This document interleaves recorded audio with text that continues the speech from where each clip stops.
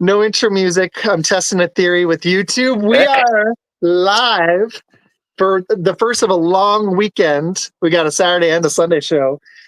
I'm Izac with Fun Football Podcast. I've got my co-host, Bill. How are you doing, bud? I'm doing all right, man. I tell you, allergies are kicking my butt, but other than that, I'm doing okay. Ragweed is just crazy right now, man. But I'm hanging in there. Oh, I agree. It's been bad. I don't take an allergy pill every day. But Yeah. Other than our pick'ems, we have a new logo, people, that I'm going to put out in a little bit. We got a new logo. And Look we've at got a that. show on Sunday. We'll promote that more in a little bit. Yep. But we've got an esteemed guest who he came on, I believe, in April. And me and him have become pretty good buddies. We talk a lot. Reg, how you doing, man, after that game? How you feeling? Hey, thanks. First of all, thanks for having me on, Izac, and Bill. Good to see you, my brother. Like the hat. Like mine better, but that's a good one. Actually, I had to wear that hat once because I lost a bet on a Packer Cowboys game. And this was the January game, right? Yeah. No. This was years ago when the Packers had no business winning, and I thought it was a sure bet. It was a regular season game. It just went down. But I had to wear a cheap head. But hey, man, this is Victory Friday for me. So, you know, the grass was greener, the flowers smelled nice. It was a beautiful day.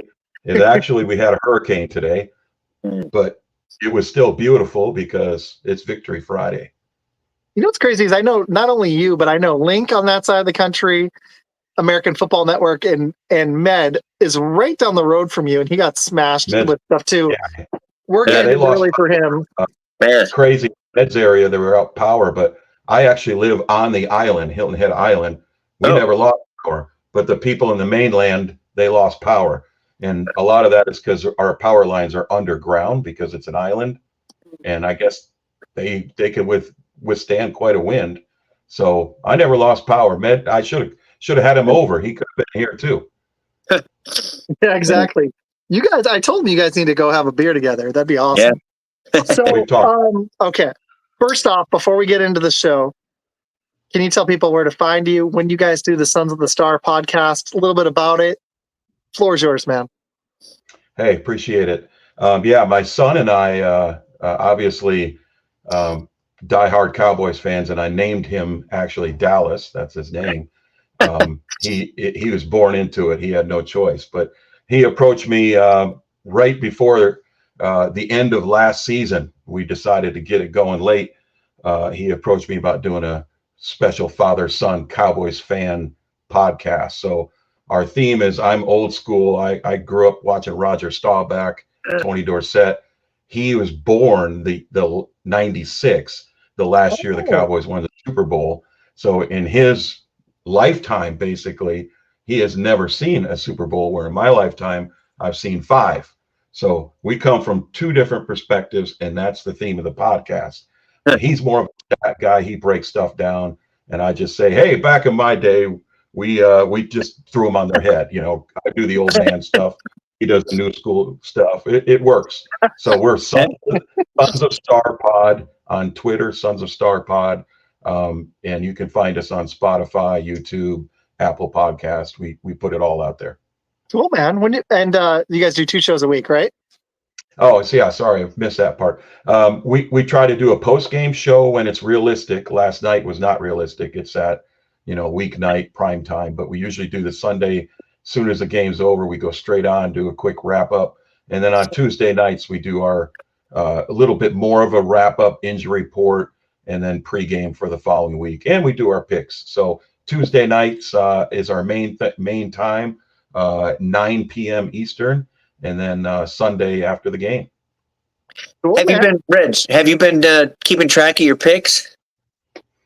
I'm doing pretty good on one survival pool I'm in, and then really? second, 2 strikes. I got that Cincinnati Bengal pick, and then last week was Tampa.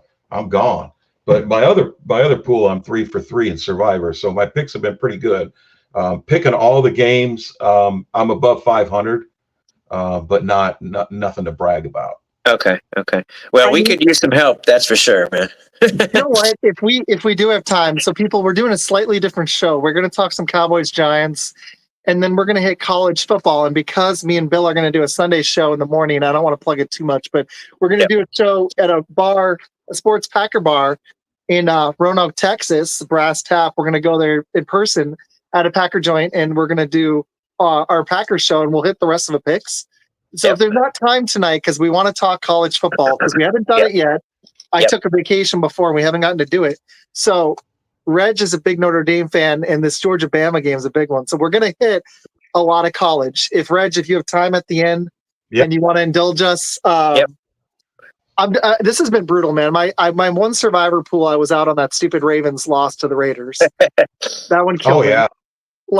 This year's been stupid. The more research I do, the worse I do. Yeah. And Med's watching. Med, if you want to join in for some college chat a little later, if you're free. But I'm 25-23 straight up, and Bill is 20-28. But I think he's beat me against the spread. I didn't track last week because I got angry. So we're getting slammed here, Regg. So if we have time, I was 7-9 last week. Bill was 8-8. Yeah. Pick the Cowboys to win this week. Oh, that was yesterday. I hope you got that. Yeah, we did. We did. So we keep starting 1-1, and then we keep sucking. Yeah. Well, off of our pick'em. All right, let's do your Cowboys. Yep. Do the Cowboys. Okay, I'm just going to give you my 15-second take, and I want to maybe 30 seconds. I want to see your thoughts on it. Okay. I see a team with talent still, but you guys are so top heavy, kind of like Cincinnati a little bit. Where if one, and a lot of teams are like this, like the 49ers are too, if we're being honest. But you guys are so top heavy, and you stopped the run last night, which was good because Singletary had been solid. I haven't been fantasy, but you need a running back, man. Like you need somebody to take the pressure off Dak, and the passing attack hadn't looked the same, and I don't blame Dak entirely for it. But the biggest difference from this year to last year is the ceiling seems to be significantly lowered. Because teams are scheming Micah Parsons out of the game. I watch the Cowboys more than even the Packers. I live right near here, and you probably have figured it out. I actually enjoy watching them. It's frustrating because it feels like if they get Parsons out of the game, there's nothing going on. And Deron Bland being out has been a massive blow for the D, and losing Van Der Esch has been a massive blow. And they don't have the size that they had up front last year, and they were already undersized. So they got Kalen Carson getting torched on one side. But the biggest thing is Mike Zimmerman I feel like teams have got him figured out. What do you think, Fred? Well, I think that everything you said is true prior to last night. I mean, last night was a victory for the defense. Yes, it was. You hold an NFL team 60 minutes at home, a divisional rival at their house without a touchdown. They didn't score a touchdown, so I'm gonna say I was very hard on Zimmer on my show last week, and I'm ready to can him, but he made some crazy adjustments. Early on, Diggs went out hurt, and all of a sudden, Bland and Diggs are not on the field, and they got guys out there that were just training camp and practice squad, and they're playing DB for a significant time last night, and they shut them down. They let them cross the 50-yard line a few times. Bend don't break style defense. But where I agree with you is on the offensive side of the ball. Now the Giants have improved a lot on the D line. I mean, they're supposed to be an elite defensive line, so we probably weren't going to be able to run on them, although they did give Rico finally double-digit carries for the first time of the year. 11 for 46. That's 46. 4 point. I mean, that's going to be right around the 55th percentile in the NFL, maybe a little above average. Nothing to brag about. But how about this catch? How about his 15-yard catch? And he got the ball and he really accelerated. Now you're not going to see that acceleration out of Zeke. You're probably not going to see that out of Dalvin Cook if they want to bring him in the mix. And I think Rico's the guy. So I think the answer to the running game is coincidentally in the building. this is the first game of the year where he's had double-digit carries, and he's a starting back. And then one more thing, and I'll shut up, let you guys go. But No, you can, man. No, you're fine. But Rico Dowdle was a free agent. People think he's just on some rookie contract. No, the Cowboys kept him throughout his rookie contract. He became a free agent. They met his demands. He comes pretty cheap, but they came up to what he wanted, and they signed him. So that's their free agent running back. When you say, well, they didn't bring anybody in, he was in the building, but they had plans for him, and lo and behold, this year they haven't given him the ball, and it's very frustrating. But at least last night we saw a little bit of what a running back committee is, and it should still have a RB1. Whatever your committee is, it should be giving that guy a break. And hopefully they saw that last night. That's a good take. Bill, what you think, man? Hey, I mean, congratulations, your Cowboys won. I mean, yeah, the Giants, but still, win's a win, a division game. They did just enough to eke it out. I mean, Prescott wasn't great. He was only 22 out of 27 for 220 yards, 2 touchdowns. But, I mean, hey, they got it. And like you already did the stats for Rico. My thing, I think, what I see from the Cowboys, and again, it was the same thing when McCarthy played for the Packers. His press conference, and I'm going to quote, we'll go back and check the film, and we'll clean that up. 11 penalties for 89 yards again? Dude, 36 penalties, 244 penalty yards in 4 games. That's 9 penalties a game and 56 yards of penalty yards for an average. Bill heated. I like it. Dude, I'm going to bring that on in a minute for the end of this take. I'm going to invite him right now. I'm screaming at my TV last night about those penalties, because you talk about a stagnant offense. Maybe it's really not that bad if you stop making penalties. Imagine all the other yards Prescott would have, or maybe some of these running backs would have more yards too. But man, it's just an undisciplined team. I mean, yes. I hold Mike McCarthy completely accountable. I think when Izac had me on the show in April, I think the first thing I asked him was, would you like Mike McCarthy back? Because, see, that's the thing. The answer is Yeah. no. I think LaFleur is, I'm going to be honest. I know McCarthy won a Super Bowl, but LaFleur is such a better coach. The fact that it's not just this season. If he's not playing Shanahan, I love LaFleur. You can just see the difference with the team. And yes, he's had some playoff failures, but he's overachieved with several teams, including last season. And McCarthy, to me, did you see the stat that the Cowboys before last night, they were it was 48 out of 70 games under McCarthy. They've either been ahead by 14 or down by 14. So they either get killed or they kill the other team. Yeah. To me, I mean, he's gotten better at really stepping on the gas when he's ahead. He has gotten better at that because he cost us a Super Bowl, if everybody remembers, Packers Seahawks. We went super conservative and then we couldn't get an onside kick. And it probably cost us the Super Bowl because the Seahawks almost beat that Patriots team, and I think we were better. We just really laid off that season. It was 2014, I think. Yeah. McCarthy, though, man, I think Jerry Jones is your biggest Achilles heel, but I think behind that, he just doesn't adjust at all. No, and I said on the podcast this week, the single most productive 15 minutes of football that we've seen in the last 2 years was the fourth quarter of that Saints game. They scored 3 touchdowns in the fourth quarter of that Saints game. But you know what was different about that fourth quarter? Dak ran the offense. They played hurry up the whole fourth quarter. Mike McCarthy could not get out the Waffle House menu and call some lame call and run the clock down to nothing before he snaps the ball. It was go Dak, Dak, Dak. Dak was trying to earn that money. He tried to earn his money all in one quarter, and he did a pretty good job. That game almost it kind of reminded me of that Atlanta game that the Cowboys won 2 seasons ago. They were down 13 at the 2-minute warning, and they kicked touchdown, onside kick, touchdown, walk away. I thought, man, we might do that again. But all of a sudden, the Swiss cheese defense, hey, no pun intended, Packers fans, that they just open up the holes, and the Ravens ran right through it and ran the clock down.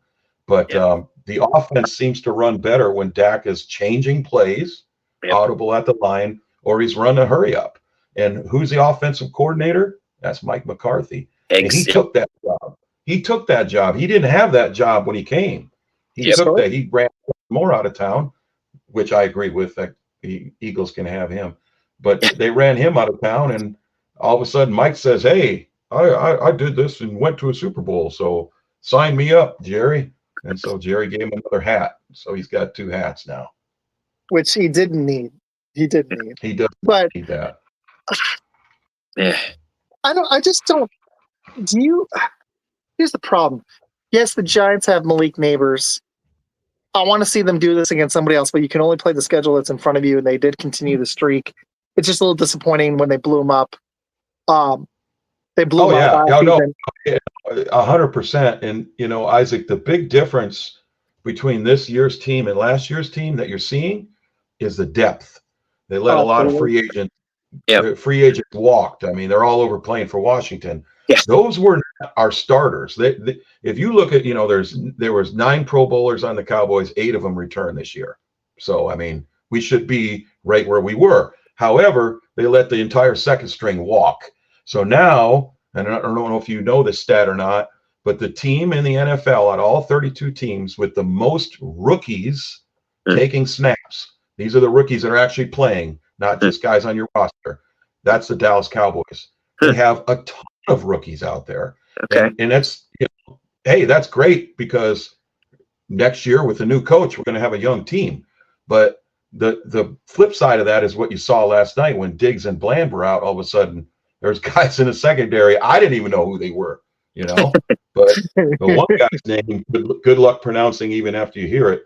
But he ended up getting that practice squad guy ended up picking Daniel Jones off to end the game at the end. So maybe they can create some depth out of experience, and they pull a Packers and they come in hot in the playoffs.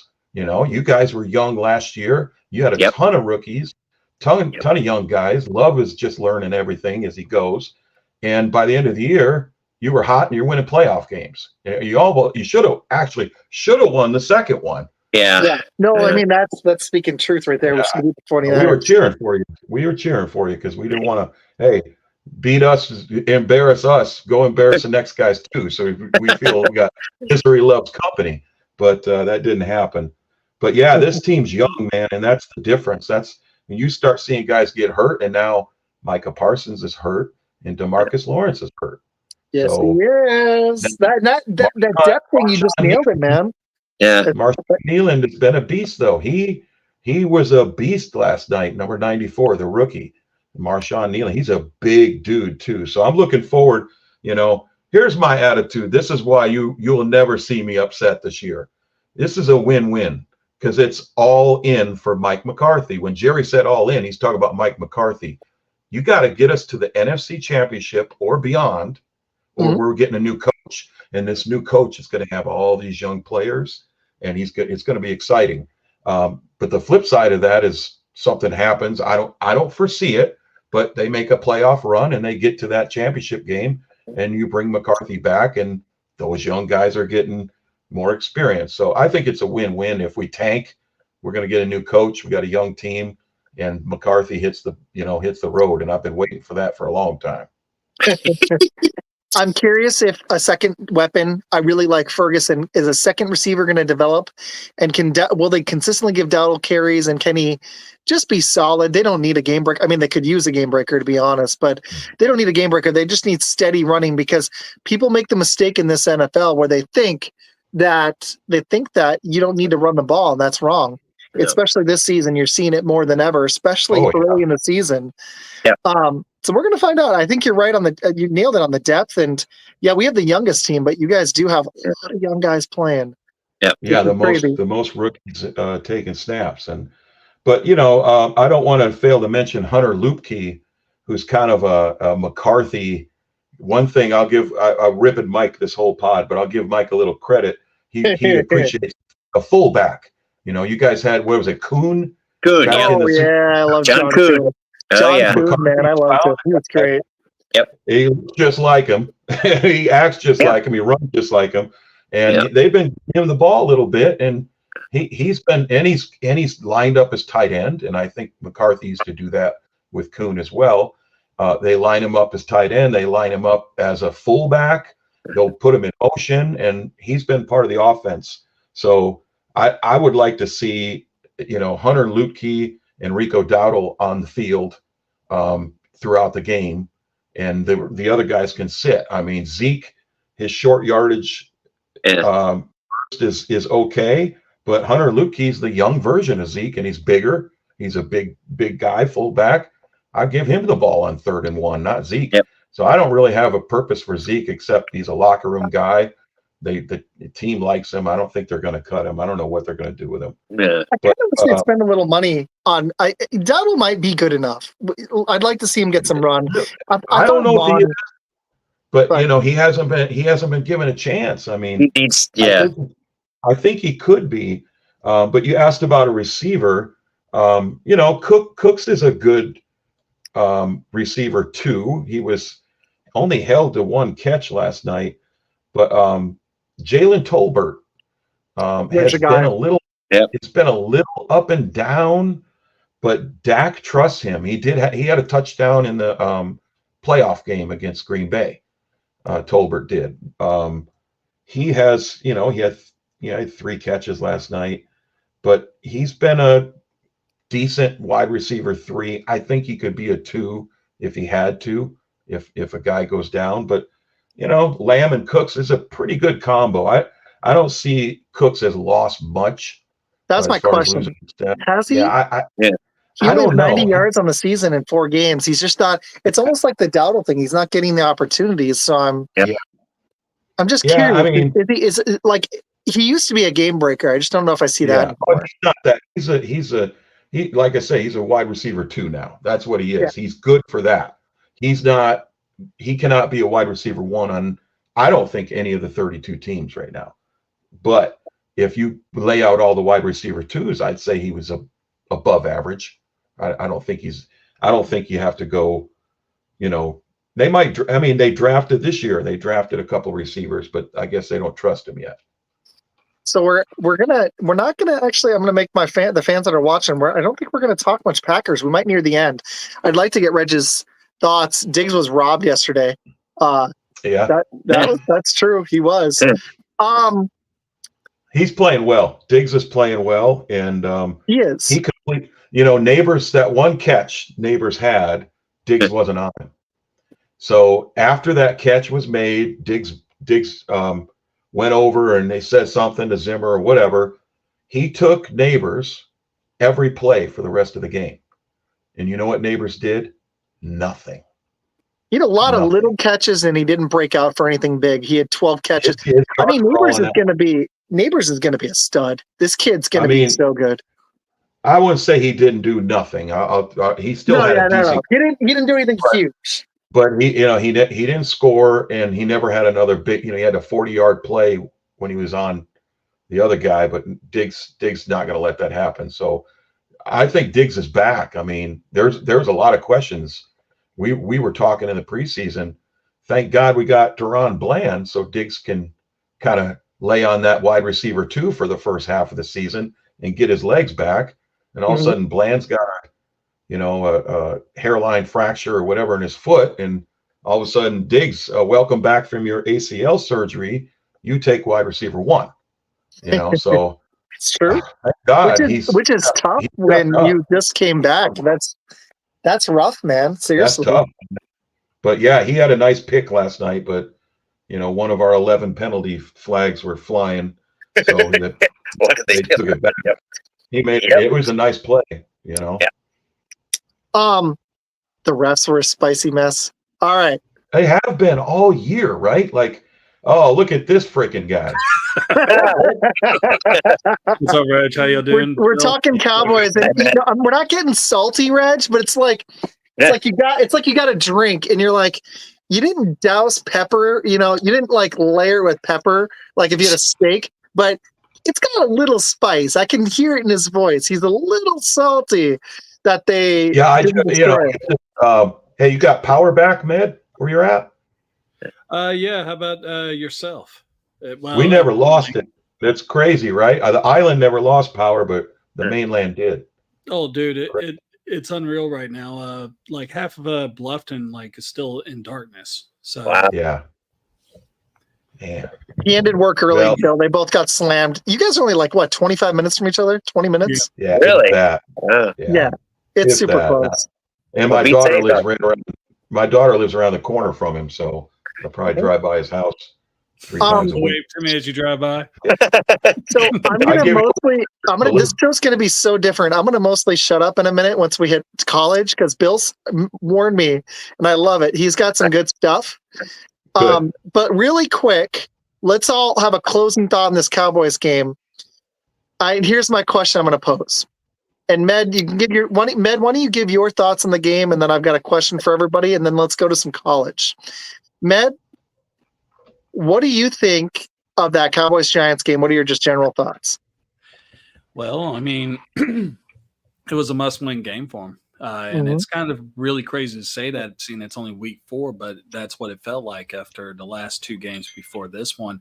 And, hats off to their defense. They played up to the part. I mean, Daniel Jones looked really good in that Cleveland Browns game. And needless to say, yeah, it's the Browns, but he's starting to get that chemistry with Malik Neighbors, who looks like he's just going to be a nightmare for the next 10 years in the NFL.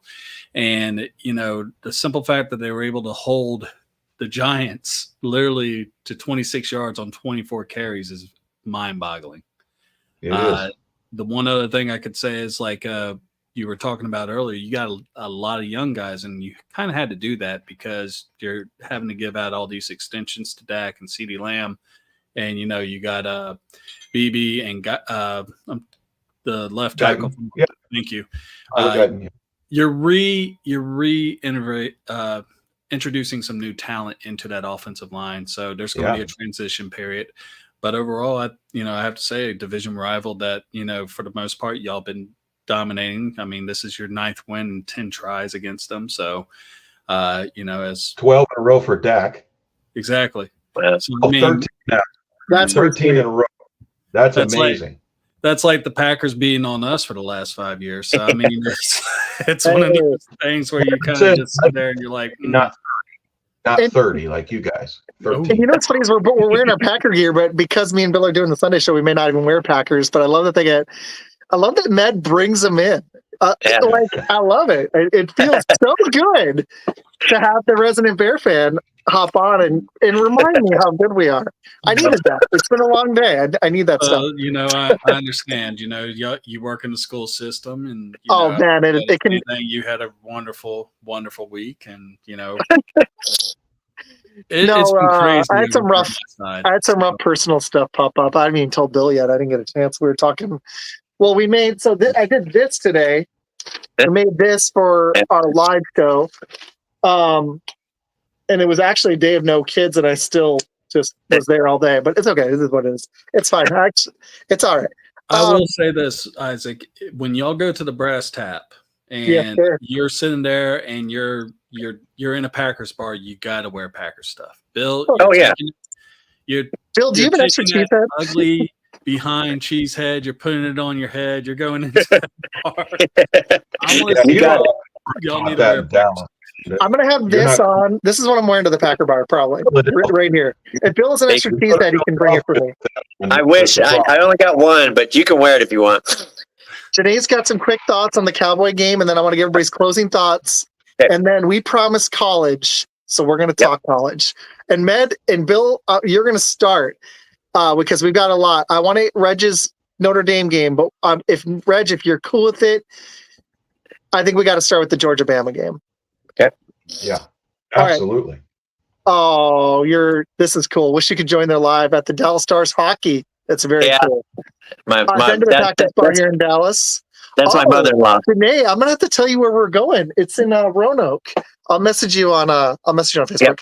But her thoughts were it's a messy win. It feels like the division in the offensive line will break the team if they don't get together to focus on the next game and stop blaming each other for losses. The refs were a spicy hot mess for both sides. She likes Zimmer better. And yesterday was even the Giants, man. It's an NFL team, like Regg said. Here's my closing thought. I liked that they made adjustments on defense and they didn't give up touchdowns. Daniel Jones did look effective, but he didn't get the ball in the end zone and he still had a turnover. A win is a win, and they needed the defense to play better. I'm with Regg to a degree where I want to see the offense. they're a frustrating team. They kind of seesaw. It seems like one side plays effective, or I mean, Right. sometimes neither. But I'd like to see some balance with this team. Bill, what's your last thought on the Cowboys? Again, I think the Cowboys, again, like you said, they need to establish the running game, whether it be Rico or someone else, but they need to get that, take some pressure off of Prescott. And then again, clean up the penalties. I mean, again, I think that's their Achilles heel right now is they're, going second and long, third and long in the NFL. That's not going to do. So I think they need to clean that up. I agree. Reg, closing thoughts? Well, first of all, 100% on what Bill said. He's right on track there. We got to clean that up. Yes. But hey, short week coming off an emotional loss to Baltimore, traveling to New York on a Thursday, division rival on the road. I'm never going to complain about a win. And, I can nitpick. There's a lot that I wish they would have done. But, man, at the end of the day, you look at the circumstances, and those Thursday night games are brutal. So now you're rewarded with 10 days off. We got some injuries. Hopefully you can take care of some of those in the next 10 days. I'm not totally optimistic on that, but it's better than a 6-day rest. So we're just going to take the W. That's my closing thought on it. We'll take the W and get on back to Dallas and get ready for Pittsburgh. 10 days. A win's a win. Get ready for Steelers. Pittsburgh. The best D in football. That's going to be a test. And I'm hoping the Steelers are undefeated because I don't want them to be hungry. I want them to be overconfident. I like it. I like Reg's confidence. Med, closing thoughts, and then Bill's going to kick us off with Georgia Bama. With the Dallas Cowboys game? Yeah. I mean, wait. Actually, I do have a question. I'll ask after. Okay. I mean, like Reg just said it. I mean, this was a big win for him. And next week when they go up against the Pittsburgh Steelers and everything, it's going to be one of those games. I think it's going to hypen up that game a little bit more. I mean, it's an old school rivalry from back in the 70s, and that's what you want. You want you want people to actually relive those moments, and hopefully it's a good game. I mean, we'll see what happens.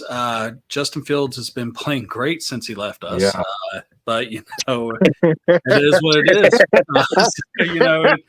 It's just another little. I'm sorry. He brought it up. Yeah, I mean. Yep. Yeah. No, it's true. Okay, here's my last question. Let's just do fast answer because I want to get to the college for people. Do the Cowboys, let's say 30 seconds, it's way too early, but I made my predictions. Do the Cowboys make the playoffs? I'll go last. Yes or no? Med, we'll go to you, and then Bill, Reg, and then I'll go last. No.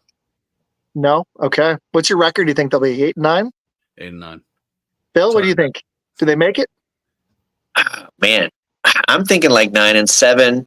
9-8. Possible wild, 9-8. Possible wild card, but I doubt it though. I doubt it. Reg, what do you think? I'm going to stay optimistic. I'm going to say yes. The young guys are going to get better. Every single game these rookies are playing, they're going to get better. You guys know that best. So I'm not thinking I thought we'd be a 12-win team this year. I'm not feeling that right now. I think 10-7 gets us in the wild card, and maybe you go into Tampa like they did a couple of years ago and win a game. So that's my ceiling for this team, and I think then McCarthy gets fired even after a playoff win because they don't get very far after that. I've got them at 9-8. I just don't know if that'll be a wild card or not. I'm not sure. It depends on the tiebreaker. That's right in line with everybody else, pretty much. Queen of Premier. Yeah. 9 wins. I don't know if that'll make it or not. I could see it being a 7 seed. Here's the thing: this division looks weird. I don't know if the Commanders are actually going to be good or just exciting. And the Eagles are a weird team that's up and down, and they're banged. People miss this. And Bill, we're going to have to talk about this. Devonta Smith is out. AJ Brown is banged up. Yeah. They've got some massive injuries. The Eagles right now. Yeah. Tampa kicked their butt last time. Yes, they did. Which is, do they get revenge? I'm picking Tampa straight up. So I'm picking Tampa straight up. Picking Tampa straight up. Yep. Me too. All right, guys, let's pivot. This is our first time. I'm kind of excited. We haven't talked since our bowl pick'em. I can't wait. Okay, we're gonna talk a few of the big college games, and if we have time, we'll do some pick'ems at the end to get Reg's and Med's help. Med, thanks for joining us too, dude. I know this is your off night, sort of. You kind of already had an off night. Yeah, no, I actually was asleep. I know. I didn't want to announce it. You were playing it off pretty good. Yeah, no, I was when I was like when I saw that you were going to send me the invite, I was like, give me a minute. I'm still waking up. I literally, as soon as I got home, I crashed. I was exhausted. It's just been that type of week over here. Dude, I almost passed out, but then people rolled me into playing Call of Duty, and I'll probably play some more. The wife's out of town. I'll probably play some more and sleep in. Okay. Well, thanks for joining, man. Thank you. Bill. All right, Bill. Georgia. Right. I'm gonna go get me a quick water. Georgia, Bama. Here's my quick thought. Okay. Georgia favored by 1, but it's in Alabama. So, like Med said, I'm gonna go Bama. But I know you've got some goodies for us, and I know Regg and Med always does. So I'm gonna go to the experts here. Okay. Bill, what are your thoughts on Bama? Go ahead and kick it off. I'll be right back. All right, we got 2 SEC powerhouses, both 3-0. The Crimson Tide have won over the last 10 matchups. They only have 2 out of the last 10 games. The most recent was December 2nd, 2003 for the SEC championship game where Alabama prevailed, obviously 27-24. To me, I think Bama pulls this out. Why? I think, is it Milroe, I think, right? Jalen Milroe, the quarterback. I mean, both quarterbacks are good. Carson Beck, 680 yards, 7 touchdowns, no interceptions. Jalen Monroe, 590, 8 touchdowns, no interceptions. Both quarterbacks can play. Both quarterbacks can, they're completing 64 and 63% of their passes on average. Where I think it comes down to is going to be the run game. You got Trevor Etienne, isn't it? He's the brother of Travis Etienne Jr., isn't he? The younger brother. That guy, I mean, he's been balling out already, averaging over 6 yards per carry. But then you got to look at that. What is it? Jam Miller, the Alabama side, he's averaging 9.1 yards per carry. So really, it's going to come down to, I think, is Bama with that offensive line establishing the run game and just pounding it down Georgia's throat. But if Georgia can stop them, I think the Bulldogs have a good chance. But I'm kind of leaning at this point Bama a little bit. What do you guys think?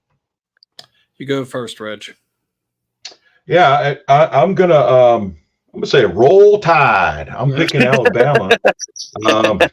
As Ned will testify, we live in Georgia country here in our area, South Carolina. We're really close to Savannah, and yeah, man, I've seen enough of that Georgia crap around town. So let's go roll Tide, and also, didn't Georgia just squeak it out with Kentucky? Yeah, 13-12. Yeah. So maybe they're overlooking Kentucky and they're looking at Alabama, but in these kind of games, these kind of rivalries, I'm gonna pick the home team. If you're not sure who's going to win, I believe you take the home team. I don't like the result with Kentucky. I don't think they're the same team that won that national title game. They beat up on a weak Clemson team right away, and Clemson just that ACC is just not able to compete with teams like that. So I think Alabama wins this game. It could be close, but I think they're going to run the ball and they'll play traditional Alabama football and burn clock and keep Beck off the field, and they'll win the game. I like it. Good take. Bill, thank you, sir. I appreciate it. Doing awesome, man. Yeah, great stats. Appreciate that. Yeah, Bill comes with the breakdowns, and Bill, I really want to save time for our pick'ems, but like I said, on Sunday, we got 2 shows this week, so we'll hit them. Good stuff, man. Okay, so I want to recap really quick. Bill, who did you think wins? Bama by 3.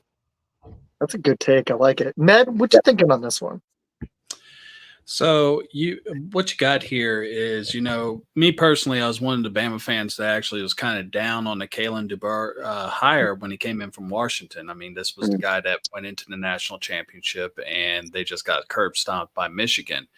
And, also you're stepping, I mean, anything's a step down from Nick Saban, who could possibly be the greatest college football coach of all time, to whoever actually fills in. Thing is, it doesn't look like it changed anything. The defense is still one of the best ones in the nation. The offense actually looks a little more explosive than it has been in the last couple of years. We still had a little bit of a struggle at first with Southern Florida in our second game, but with Milroe on the offensive side of the ball, we have a game changer that can pretty much break open any game. And they got the same over on their side, which is Carson Beck. I mean, you look at this, they're combined 15 touchdowns with 0 interceptions. They have not made any mistakes so far as these two go. And, the running game is important, but really and truthfully, this is going to be a game where you actually look and see who can actually break whose defense first. You got 2 top 5 defenses in the nation. And, these guys come and play. And this is going to be a pride thing because – Georgia is kind of like the top dog right now. Alabama wants to get back to where they were about 5-6 years ago. And, that's just being honest. And it's a low key major rivalry in the sport of college football. And, sure. It's just like Regg said, I mean, it's kind of crazy. You seen how many Georgia Bulldog fans came up around in this area that used to be Clemson fans.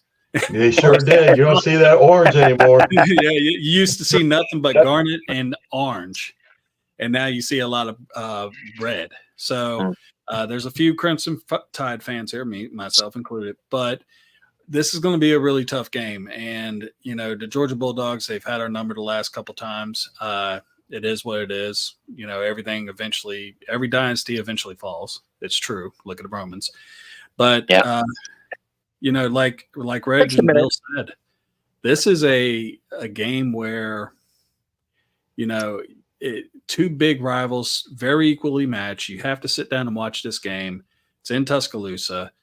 Bulldogs are favored by 1, but I think the Tide actually does pull it out. And I'm not being a homer when I say that. I think that is going to add just a little bit more spice to this already hot rivalry. I like the takes and I like the college football chat. We're going to try to do more of it this year. Okay, Georgia, to me, if they can stop the run, that'll be effective, but I just don't know if they can. That's my problem.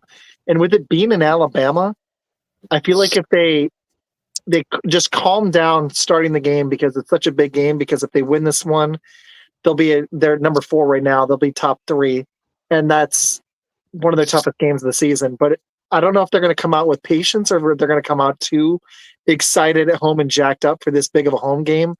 It's one of the biggest games in college football. Michigan, Ohio State, now that Harbaugh's gone, might still be number 1, but this is right there. It's like I don't even watch enough college because I watch so much NFL. And I think of Georgia, Bama, and I think of Michigan, Ohio State. Those are the rivalries I think of. Those two stand out above everything else. I love the takes, guys. Seriously, it's kind of fun to listen to college for once.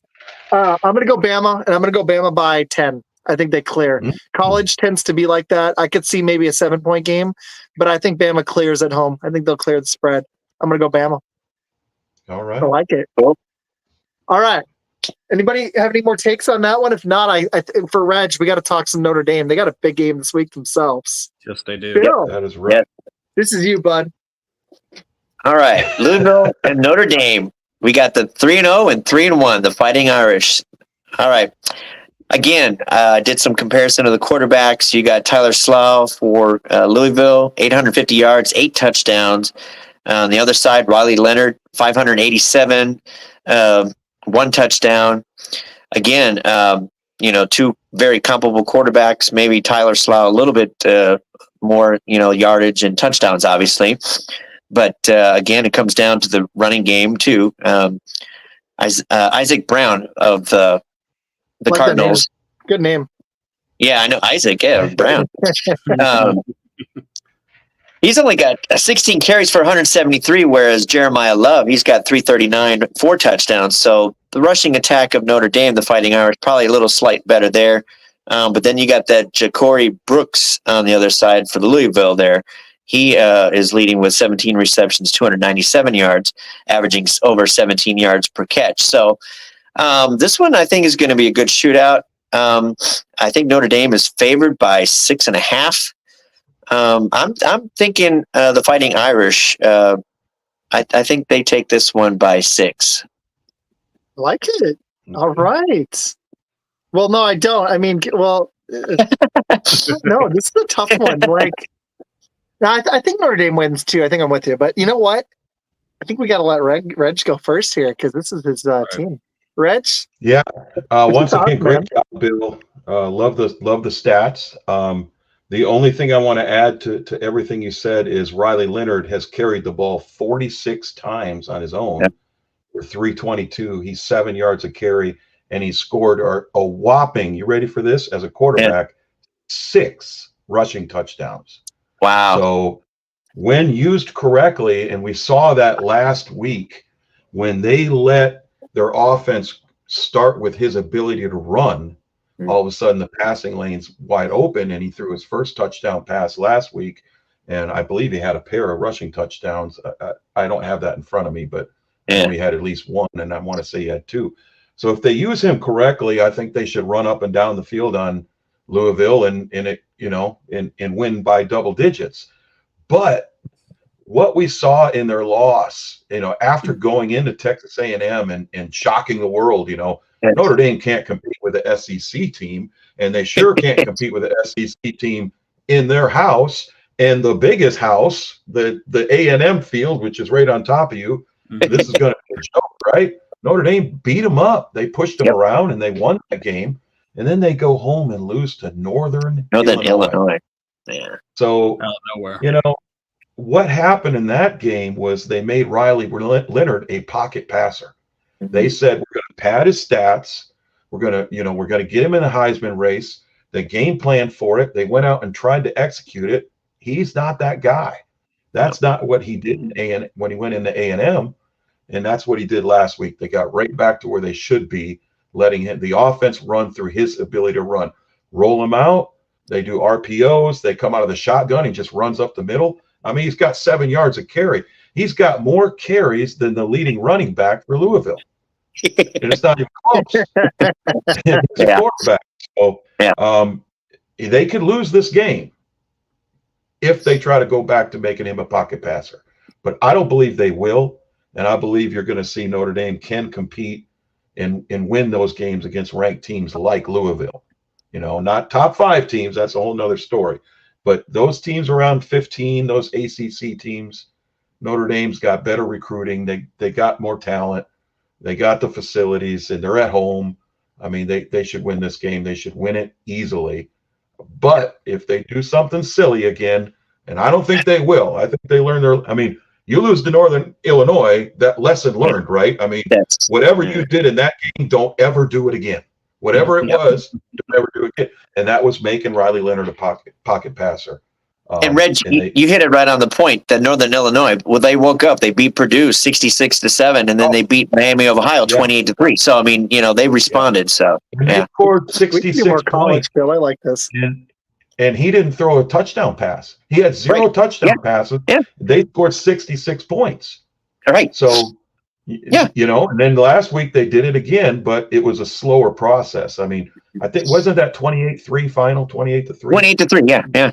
Yeah, I mean, not real impressive. They only scored 28 points, but they didn't turn the ball over. They just ran the ball, ran the clock, and the game was never in doubt. So I think we see more of that tomorrow. And if we see more of that tomorrow, Louisville won't be able to stop that. Yep. I like it. I think Med's doing the same thing I'm doing, researching some stuff during the tape. Yeah.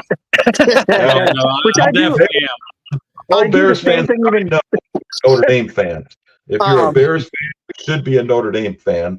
That's a fact. He knows that. He knows that's true. I got some stats for you guys. They play a Soldier Field. It's all green. I got some quick stats. Notre Dame's allowing a completion percentage of only 43%, best in football. It's pretty impressive. They're 2-1 against the spread. Louisville's 3-0, but Louisville has not turned the ball over. I'm with Regg. I think that if Notre Dame doesn't mess around and try to make him a pocket passer, I think that you're set, honestly.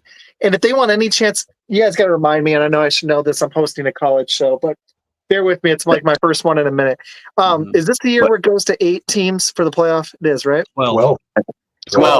So Yeah, if they want 12 to for make the playoff, they got to win this game. If they lose this, Yeah. they're in big trouble. Oh. So both teams, Yeah, it's kind of a must win this early in the season. Either Yep. team, they need to win out if they lose this one. And unfortunately, Notre Dame has already lost one, so they really Yeah. can only afford one more loss Yep. at best to make that 12 seed. They got to win it. Wouldn't happen. Yeah, it probably wouldn't. It probably wouldn't. All right, I'm good. Ned, I got a little more, but Ned, what you got? Well, I think we're looking at the same page because you basically nailed a couple of the ones that I was Oh, looking are at. you on NBC Sports? Yep, I was. Yeah. But On the I did bottom, look at some other things too, and basically, like Reg said, Riley is a Notre Dame. He is a running quarterback, and with him and Love, they are averaging over 7.0 yards per carry. Now, one thing that you have to look at is the fact that Louisville actually is allowing 2.5 yards per attempt. So that is going to be the key part right there. Is Louisville going to be able to stop the run, or is Notre Dame going to be able to actually put it out? And like you said earlier, Louisville has not committed a turnover, and of course, there's other stats there too. But also at the same time, this is a game that a lot of people really have slept on Louisville the last couple of years, and because Bobby Petrino was the one that actually brought that program up to prominence. And Notre Dame, with all the history, all the pageantry and everything like that, they are one of the schools. Now, Riley is not a quarterback like what they had last year with Sam Hartman. He's not your prototypical drop back passer. They don't have the same type of running back like they had with Estime last year, but they got a much better defense. And I do think that as far as that stat of Louisville not turning the ball over, I could see it actually happening in this game. Because Louisville, I don't know who all they played, but I don't think they have quite played anyone. They beat Austin Peay 62-0, Jacksonville State 49-14, and Georgia Tech 31-19. So there you go. So they played Georgia Tech. They played it's like the Cowboys playing the Giants 3 times, pretty much. Yeah, right. That's I mean, okay. That's how we get to 10 wins right there. Yeah, you keep playing the Giants over and over. They might get 1 out of 10. You're getting 9 wins in a row. I mean, that tells you something when their biggest. I mean, you can say Georgia Tech was their biggest opponent, but I mean, you can't really sleep on Jacksonville State, the true Gamecocks of the college football area. So that was a beat down. They've actually, each game has gotten closer for Louisville. So if that trend continues, which it should, this is going to be a tight game because they only beat Georgia Tech by 12 after winning by 35 and 62. So their margin of victory is. Yeah. I Now, think important to note that Notre Dame had high aspirations last year with Sam Hartman, and people were talking Heisman, and they were, I want to say 5-0. I might be off a game there, but they went into Louisville last year and lost. Louisville beat them. Sure. And which makes me more confident that Notre Dame wins this game because there's a chip on their shoulder, that undefeated high hope, that feeling of going into Louisville and getting another win and setting yourself up for the playoffs. It was all destroyed that night. And there's a lot of players on that team, and there's a coach in that team that wants to get revenge for that. And what better time to do it than at home? So playoffs. And Reg, they seem a little pissed off after that loss. They came out and blew out Purdue, and their defense played excellent in both games. They didn't score as many points against Miami, but 28-3 is still a beatdown. So, and Purdue was supposed to be okay. I mean, that wasn't supposed to happen. I don't know I don't remember what the spread was, but it might have been like 9 or something. But I didn't think Purdue was supposed to be that bad of a team. That they ran them up. I mean, they could have scored over 70. They took their foot off the gas at the end. The backups were scoring touchdowns on Purdue though. So I don't know what do you do at that point. You're feeling good when you win 66-7. I think that's a good thing. That's a good point. And that's a rivalry. That's actually an in-state rivalry game that funny things have happened in that rivalry. So I went into that game a little nervous, but I think they were, it might have been like 35-3 or something, 35-7 or something at halftime though. I hate to interrupt really quick. Miami's actually losing right now to Virginia Tech, 14-21. I might have to turn that on. It's almost halftime. Yeah. They're the 7th. That's a good They're game. blowing it. Interesting. Good Friday night. There was one more game, but I want to see if anybody had any more thoughts on Notre Dame. There's actually 2 more, but there was one more ranked game I really wanted to hit if everybody's down. Matt will give you some time to research me as well. Penn State and Illinois. But before we pivot, Reg, did you have any other thoughts on Notre Dame for the rest of the season? Yeah, I mean, I don't think that they're going to end up being a playoff team. I think they're going to take another loss. I don't know when and where. You know, you look at that schedule, I thought it was going to be USC. And now I'm not sure that USC is a team I thought they were. So I'm not afraid of them. But Notre Dame's inconsistent. That's one knock on Freeman. And I love, most Notre Dame fans will tell you we love Marcus Freeman. But one knock on Marcus Freeman is being inconsistent and not getting your team up for the games they should win. Remember, they lost to Marshall 2 years ago, and now they lose to Northern Illinois. It's the same situation. Why is that happening again?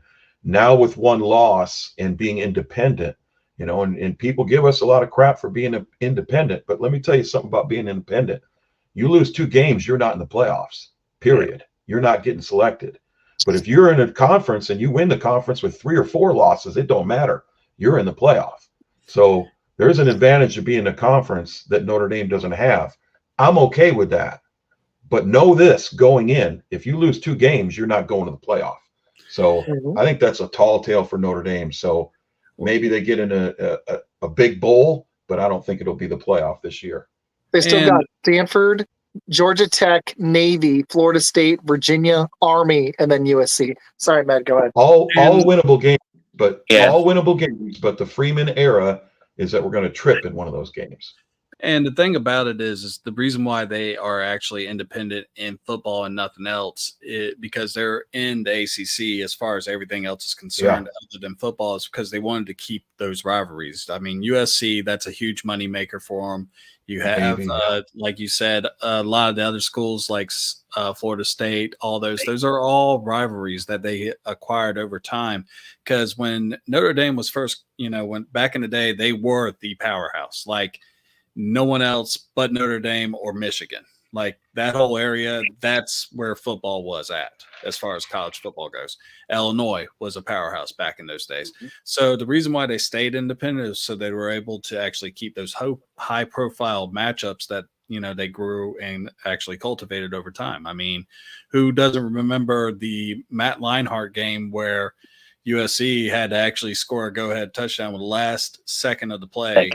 And I mean, sorry that I brought that up, Reg, but I mean, that's one of those, it's the one Bush of those push. Think about. Push. When that was illegal, don't get me started. Yeah, for real. It's legal now, but it used to be illegal to push the runner forward. Yes. I personally don't. I don't feel it's like only it like should that be in legal. college, though. That's what's crazy. Like, I don't think it should be legal in the NFL, right? I would. Sorry. No, you're good. Yeah. Sorry, man. What'd you say? It's only legal in the NFL? It is actually legal in the NFL. Okay. I know that they were doing some pushback on it because of the push. Right. But for a while there, college football is the only one where you cannot touch anyone's carcasses and try to help propel them into the football. That's why you see people blocking into their backs and the whole that's why they're like, oh, okay, let's get them in there. Get around that, yeah. The push was illegal, and Notre Dame could have won the national title that year. That's See, right. Med just laid it out for you right there. Wow. Huh. I knew you were a Notre Dame fan. Good job, Med. Okay, so Notre Dame, their schedule link coming up. Good stuff, Med. And Bill. Awesome, man. Seriously, both of you guys. It's fun having the 2 co-hosts at the same time. I'm just like, especially with college, I'm just like, you guys, like, I'm going to watch them tomorrow, but I've been watching so much football and doing all this. I just like, I try to like have some time on the weekends where I'm not doing football. You say you can't get their schedule up? No, I got it. They play Louisville, Stanford next. They got a bye. They played Stanford on the 12th, so they have a bye week after this, and then so they play Stanford after that. Then they go to Georgia Tech. Then they go to Navy, and then I think they have another bye week in there. Then they play Florida State at home. They have Virginia at home, Army at home, and then they go to USC. Yeah. So that does feel, I kind of with Reg, it feels like one loss. I don't think it's this weekend though. I think they're going to pull this one out, and then they're going to lose one. Army plays, well, they know how to handle Navy's. They handle Navy's offense every year, so but Army's undefeated right now. It could be. It's one of those games. They lost to Stanford also under Freeman, which never should have happened. So they probably won't lose Stanford again because that's already happened. That's what Probably I'm saying. not. Army could be. I feel like it's Army for some reason. I don't know why. It certainly could be USC. USC could get back on track, and all of a sudden, if that's a big game for USC, there's a potential where USC has a bid already in their conference championship. What would they do with that Notre Dame game? Do you sit your starters like they do in the NFL? So I'm not looking that far forward, but this team trips up somewhere, and I hope I'm wrong. But yeah, I hope you're wrong too. But it's gonna be interesting. All right. I want to hit one more game, and then if you guys have time, my wife's out of town. I'd like to not go past 2 hours, but I'd like to talk a little NFL if we have time. But all right, there's one more big game. There's actually two more big games, but we'll hit one of them. Bill, I'm seeing Penn State, and this is an interesting one. I'm seeing Penn State, Illinois. There actually is another ranked game with who is it? Oklahoma State and Kansas State, but we'll skip that one. Let's hit this Illinois Penn State game. Did you, Bill? Did you have some goodies for us on that one? No, you got number 9 ranked Penn State, and then number Illinois 19. So 2 ranked teams. You got 2 quarterbacks in Alar and is it Altemeyer? I think it is. Both of them are pretty even in statistics. 729 yards, 8 touchdowns, and then 862 and 10 touchdowns. So both quarterbacks are very capable moving the ball down the field. The running backs, pretty much the same story. I would say a little bit heavier for Nicholas Singleton, Penn State, with 314 yards compared to 242. Both have 3 touchdowns. But I would kind of give the edge a little bit to Penn State just for the fact that I think their O-line is a little bit better and open up holes for Singleton a little bit better. But don't underestimate Illinois. Illinois is going to be a tough match. I think this game comes down to, I would say 3 points or less. I think it's going to be a real good game. I would love to watch this one. I agree. I actually really want to watch all 3. This one's going to be a lot of fun. Yeah. I'm leaning Penn State. Am I reading that right? They're a 17.5 point favorite. I don't know what the spread is. I didn't look at the spreads. Spread. They were 19 a couple days ago. Massive. Seth actually covered this game. Man, what you got then? I'm feeling Penn State with that. I don't know if you take the points, but I'm feeling Penn State wins when I see, because I'm not used to these lines with the NFL. If you see a 10-17 point spread in the NFL, there's one double-digit one this weekend, but man, what you got? Yeah. So this would be one of those games where you would actually sit there and you would say this is one of those, this could be a trap game. And, if you get in 17 points to Illinois, I would actually go ahead and put $10 on that bad boy because you're going to make some money. It's just when you look at Penn State, this is the thing about their offense is that they are a run first, second, and possibly third as far as their offense goes. Allier is a really good quarterback. He does have 8 touchdowns, 1 interceptions. But the one thing about Penn State is they don't really have a pass rush right now. I think they got 4 players that have maybe 1 sack apiece. Illinois has a lot more sacks on their side. And, one of the things I'm going to actually look at is, what are they going to do? I mean, you look at Penn State right now, their number 1 receiver as far as receptions goes is Tyler Warren, who has 16. Yep. And I could tell you that Pat Bryant, without me even looking at it, has 6 touchdowns by himself. So this is going, and Altmyer, he was actually an Ole Miss quarterback. That the reason why he transferred out of Ole Miss. And there's one thing about Lane Kiffin, he knows how to get some good quarterback play, is because he wasn't going to get past Dart. down here in Ole Miss. So he went up to Illinois and he's been lightened up.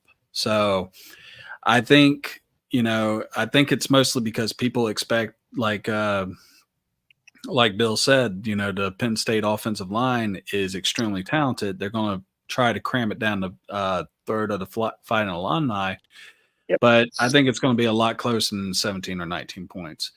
I hesitantly say Penn State. Oh, interesting. All right. Just for the record, I'm going to take Penn State. I don't know if I would take 17.5, but Reg, what are you thinking on this one? Yeah, Penn State, right on. What are your thoughts? Right on the same page with you guys. I don't like that spread at all. I think it'll be a closer game. Penn State, I got a good friend that's a huge Penn State fan, and so I hear a lot of his frustration. Thanks, They play down. I didn't know you had control. I like it. they're playing down to their opponents is their MO. So I know if they're outranking this team, and they look at the spread, they're going to come in, like Med said, it's kind of a trap game. They're going to come in overconfident, and it ends up being a dogfight. But they win that dogfight because of their talent. But I think they win the game. But I'm going to have to put some money down on that spread because that Matt's going to go on sleeper. Yeah, put some money on that. Yeah. We're breaking the news. I like it. Okay, so here's my thought. If you guys are game, did you guys have any more college stuff you want to hit, Bill, or do you want to start pivoting back to NFL? I'm game for whatever. I'm good with if we want to pivot now. I mean, I think we hit a lot of college. I think this was really, guys. Thanks again. This was awesome. I think we need to do more college stuff. This is I love it. I mean, I love the NFL too, but I don't know. College to me is just more exciting because I don't know. They seem more energized. They want to play. They're not getting paid this big money and all this. I don't know. I like college, but I don't know. I know Med likes it too. And I can tell Reds does. Oh, yeah. I mean, looking forward to that 7:30 p.m. though, Alabama, Georgia. Oh, I'm gonna watch that tomorrow. I've watched like 2 or 3 college games. That's what I'm gonna watch. To be honest, I kind of want to catch the Notre Dame game tomorrow. That looks like fun, man. Yeah. Yeah, that we'll see. It's a make or break game, but it's not going to be an easy one. I'm going to be waking up early for that one and thinking about it all day. We need your help. All right. So we need help on our picks. Fortunately, boys. Help us, guys. Help us. All right. I'm ready. All right. It's pick 'em time. Although we're not going to hit them all, Phil. Okay. I'm going to ask them for help on the hardest ones, okay? Yes. Yeah. Guys, if you can hang with us for 20-ish minutes, it's a Friday night. Yep. My wife's not here. Let's have some fun. All right, let's do it. So here's our lovely pick'ems for the year, Med. You're going to love this. I'm 25. I've gotten 25 correct out of 48. So that is 25 and 23. That's a solid batting percentage of 52%. Good job, Isaac. Bill is at 20 and out of 48. Bill has 20. He's going down. We both have only gotten about half or a little under. Yeah. I was 7-9 last week. Bill was 8-8. So I'm 5 up on Bill, but I'm going to be honest, I'm not proud of my score at all. This is pitiful. And that's my straight ups, not against the spread. I think Bill's ahead on that. I don't have that. So we both picked Dallas. All right. I'm going to ask you guys about, I just got to hit it because I really don't know what to do with this game. Yeah. I'm going to do our Packer game. Packers are favored by 2.5. It's because it's one of the harder ones of the week for me. Yeah, most of the money in the bets are on the Vikings, but my question is, there's a few of them. Does Jair Alexander play? Can he shadow Jefferson if he does play? Is he going to be too limited? And does Jordan Love play? Our second corner is out. And they're sitting, Jefferson's a little banged up. We've been able to run the ball damn effectively. We're averaging over 200 rushing yards a game. They've got a good rush D. Their must be nice. Yeah, that's why I was telling you to get a running back. Rico Dowdle, man. Give him the ball. Run, Rico. Run. Get some run. But here's my dilemma. if Malik Willis plays, can they scheme this up well enough against Flores' D to actually get enough points to win? And my heart wants to say yes, but my head says no. So I'm really torn here. I don't want to just go to a Packer bar and pick the Packers just to pick them. So somebody talk me into it. Yeah. We need your outside. We need your non-objective, non-Packer. First, and now I already did my long take. I'm going to go last. I'll talk you into it. Whoever wants it. That's going to talk you out of it. I'm going to talk you into it. I think you win this game with Malik Willis. I think you're in trouble losing this game if you put a 75 or 80% Jordan Love on the field who hasn't played in 3 weeks. He needs to sit down. I don't care if he feels 100%. He's not 100%. I agree. Based on his injury. And the whole reason why you have a good backup is to win games in your absence. Well, what's he doing? He's winning games. Keep the ball in his hand. Keep running the ball.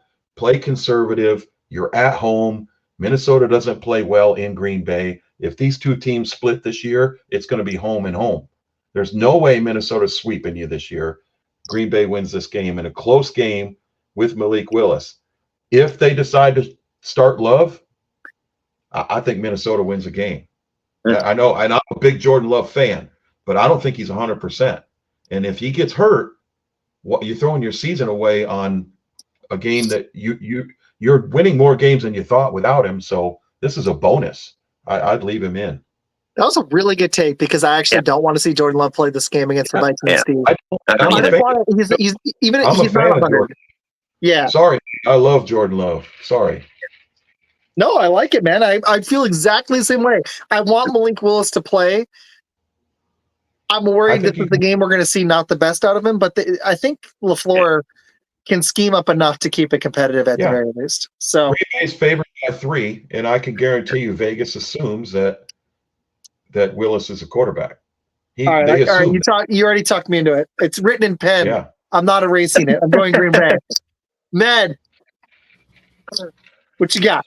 You might want to find an eraser. No. I told you he was taking the bikes. I'm throwing the notebook away. It's in. But, so the way I look at it is, I like what Malik Willis has been able to do for y'all. He's winning games for you. He's being very contemptual. He's handing the ball for the best of them. He's making plays when he has to. Thing is this is going to be by far the best defense that he's going against. You got Dallas Turner. You got Greenard on the other side. That run defense is ranked number 2 in the league right now. So that's going to have to – in fact, I need to take Josh Jacobs out of my fantasy lineup because I just think that they're going to shut it down. And I don't think they're going to shut it down. I think they're going to slow it down. I think they're going to shut it down. And I'm not saying that as a Bears homer. But we're first in rushing with 200 yards a game. Yeah. He's not getting 200 yards in this game. I think we're gonna get 100. You might get 100, but it ain't gonna be with just Josh Jacobs because this team is true story. For as much hype as that Sam Darnold is getting for what he's doing, and it's amazing that he's able to do it and he's doing it because of the receiving core that he has. And he has a very, supportive running back situation as well. But the real catalyst of why Minnesota is 3-0 is because of their defense. And a lot of people a lot of people think that it's sneaking up. No, they had a good defense. When Brian Flores went to Minnesota, Zimmer, who was the last head coach before Flores took over, the defense ranked 29th for like 2 or 3 years straight. And now they're number 2. See what I'm saying? Yeah. Malik Willis has not faced a top-notch defense like that. And even though that y'all's defense has actually increased, I didn't realize that your Alexander or your number 2 cornerback were injured. Yeah, I know. These guys pass. So I'm leaning towards the Vikings personally. Sorry. Yeah. Yeah. Man, you're stuck. Hey, if the defense is not good, come on, don't do that to me. It's written in pen. I wrote it in pen. Right Hey, there. Right. I know. I see that's in I pen. circled it. It You means might have to get done. some white out, man. No, no. Reg put a really Bill's going compelling Minnesota. point, but I'm going. No, Hey, I don't care. I'm doing it. I don't care. you're doing it. If Jordan Love Okay. goes out there, you better Oh, if erase it. Jordan Love is out there, then it's a completely different Yeah. aspect. Unless he's magically back to Jordan Love, and he wasn't even earlier this season, so I don't see it. Mafia members got to take. It's going to be a defensive battle. I agree. I think if we can force Sam Darnold into some mistakes, and I know he's looked great, but I don't think the Vikings, I could be wrong on this, I don't think they're going to beat everybody the way they've started this season. No. It's like the Saints. I think there's going to be a crash down, and it might be this week. LaFleur is a hell of a coach. We'll see. Bill, what you got, buddy? Man, I'm a Packer fan. I'm just going to caveat that right off the bat. But I am worried about this. Med does have a good point. Don't do that. No, don't do that. I'm sorry, but that defense, and if Phil's it's a Bears Malik, fan. He's biased. I know. No, you're right. And He's talking you out of it. He ain't talking me out of it. No. Here's the thing. Here's the thing that worries about me. Okay, we ran the ball great, and we can, but this Minnesota front four is a whole different ball game. I watched him, and I've seen the stat. It not going to be the same. No. I'm worried on this one. I really am. I mean, if we win, I will be partying like it's 1999. But it's going to be a battle. We're going to have to play a perfect game. We're going to have to control the ball. We're going to have to do little swing passes. We're going to have to do some RPOs. We're going to have to do some Malik runs. I mean, we're going to have to really mix it up in order to win this game. It's possible. Our offense is healthy, though, other than, Morgan's out, but I'm not worried about that. It really comes down to, I think one of the underlying things is if Alexander can play and slow Jefferson down. That's just it. Is Alexander our number one corner, going to shut down Jefferson? I mean, if he's not, then they're going to have a field day in our secondary. I mean, McKinney can only go do so much. So you better put that back in pencil, Isaac. He's starting to talk me out of it now. Come on, Bill. No, I don't want it. Isaac, what you need to do? You need to go to the nearest church, walk up to the cross, and kneel down to it. And 2 minutes down the road. About 2 minutes down the road, I'm in Texas. It's not very far. It's really close. Okay, I don't want to keep them all night. I'm having a blast. I could do this all night. Yeah. Bill, you didn't talk me out of it. Forget about it. Okay. I've got a couple of other really hard ones I need to ask y'all about because I am really torn. Yeah. All right. Bill, what's yours? Let's pivot. Let's go back and we'll seesaw it. We'll do one or two more. Because Regg just stayed with us for a while, and Med is waking up from his nap, so he needs to go back to sleep and stop trying to talk me out of my Packers. Help me out on this one, guys. I'm torn on this one. Philadelphia at Tampa Bay. That was the one I was going to pick too. Yeah, I'm torn on that one. I'm thinking Tampa Bay, but I'm taking Tampa. Okay. Yeah, Philly's got some injuries. They've got some problems, and they look really stagnant last week. Their defense stepped up big against New Orleans, or they would have lost that game handily. They're not getting anything done on offense. Going into Tampa, they're going to come in fired up. They're going to want revenge, but Baker's going to bake them again. He bakes, and he's going to get them up a couple scores, and then Philly's going to quit, and they're going to have deja vu. Philly will get healthy and they'll be good. I think Philly wins the NFC East, but I think they lose this game in Tampa. I pick Tampa. Okay. Remember, that's a Cowboys fan. I'm the like whatever Med said about the Packers, take it with a grain of salt. Whatever I say about the Eagles, take it with a grain of salt. There were some injuries today I want to hit, but I'm kind of torn on this one. Med, what do you think? Philly, Tampa. I like the take though. I can easily see that happening. I'm seesawing on that one. Med, what do you think? So right now you look at Saquon Barkley, who is probably a lot of people really feel like he is going to be the next regular season MVP. like he's going to win the NFL MVP because he has been carrying that offense because they already lost A.J. Brown, and now, of course, Devontae Smith has a concussion. So with Jalen Hurts not really having many options outside of Dotson and a couple other guys that would basically be on another team next year, they're going to probably try to run the ball, which actually does play into Tampa Bay, who can't run the ball. Right now, lately, Bucky Irvin is starting to carry a little bit more weight as far as the rushing attempts go because Rashard Wright has been a huge fantasy disappointment. Come on, Rashard, you got to do better than this. So personal. Yeah, a little bit. I'm a little salty about it. Hurt your feelings a little bit. I can sense it. Yeah. I've always been a big fan of Baker Mayfield and the fact that he always has this chip on his shoulder. Yeah, you know what?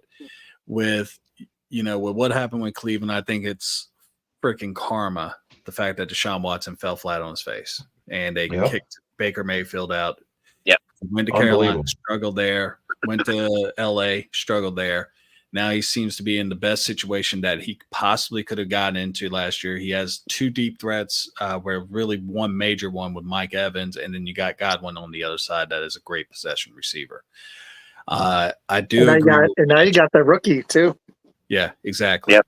And I mean, they're cooking now. And the Bucks are going to be a team that, they were hard to read last year. Now you kind of see what they have. They got Antonio Winfield, who could have probably won Defensive Player of the Year last year with the stat line. Just look at his stat line. The dude's a true leader.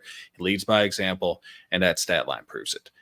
But I think that Tampa Bay is going to take this game because, you got too many playmakers on your offense as far as Philly is concerned, and I don't really trust their defense wholly yet. Jalen Carter is playing his ass off, and he's doing a great job, but it's not the same Philly defense that we're used to 2 years ago.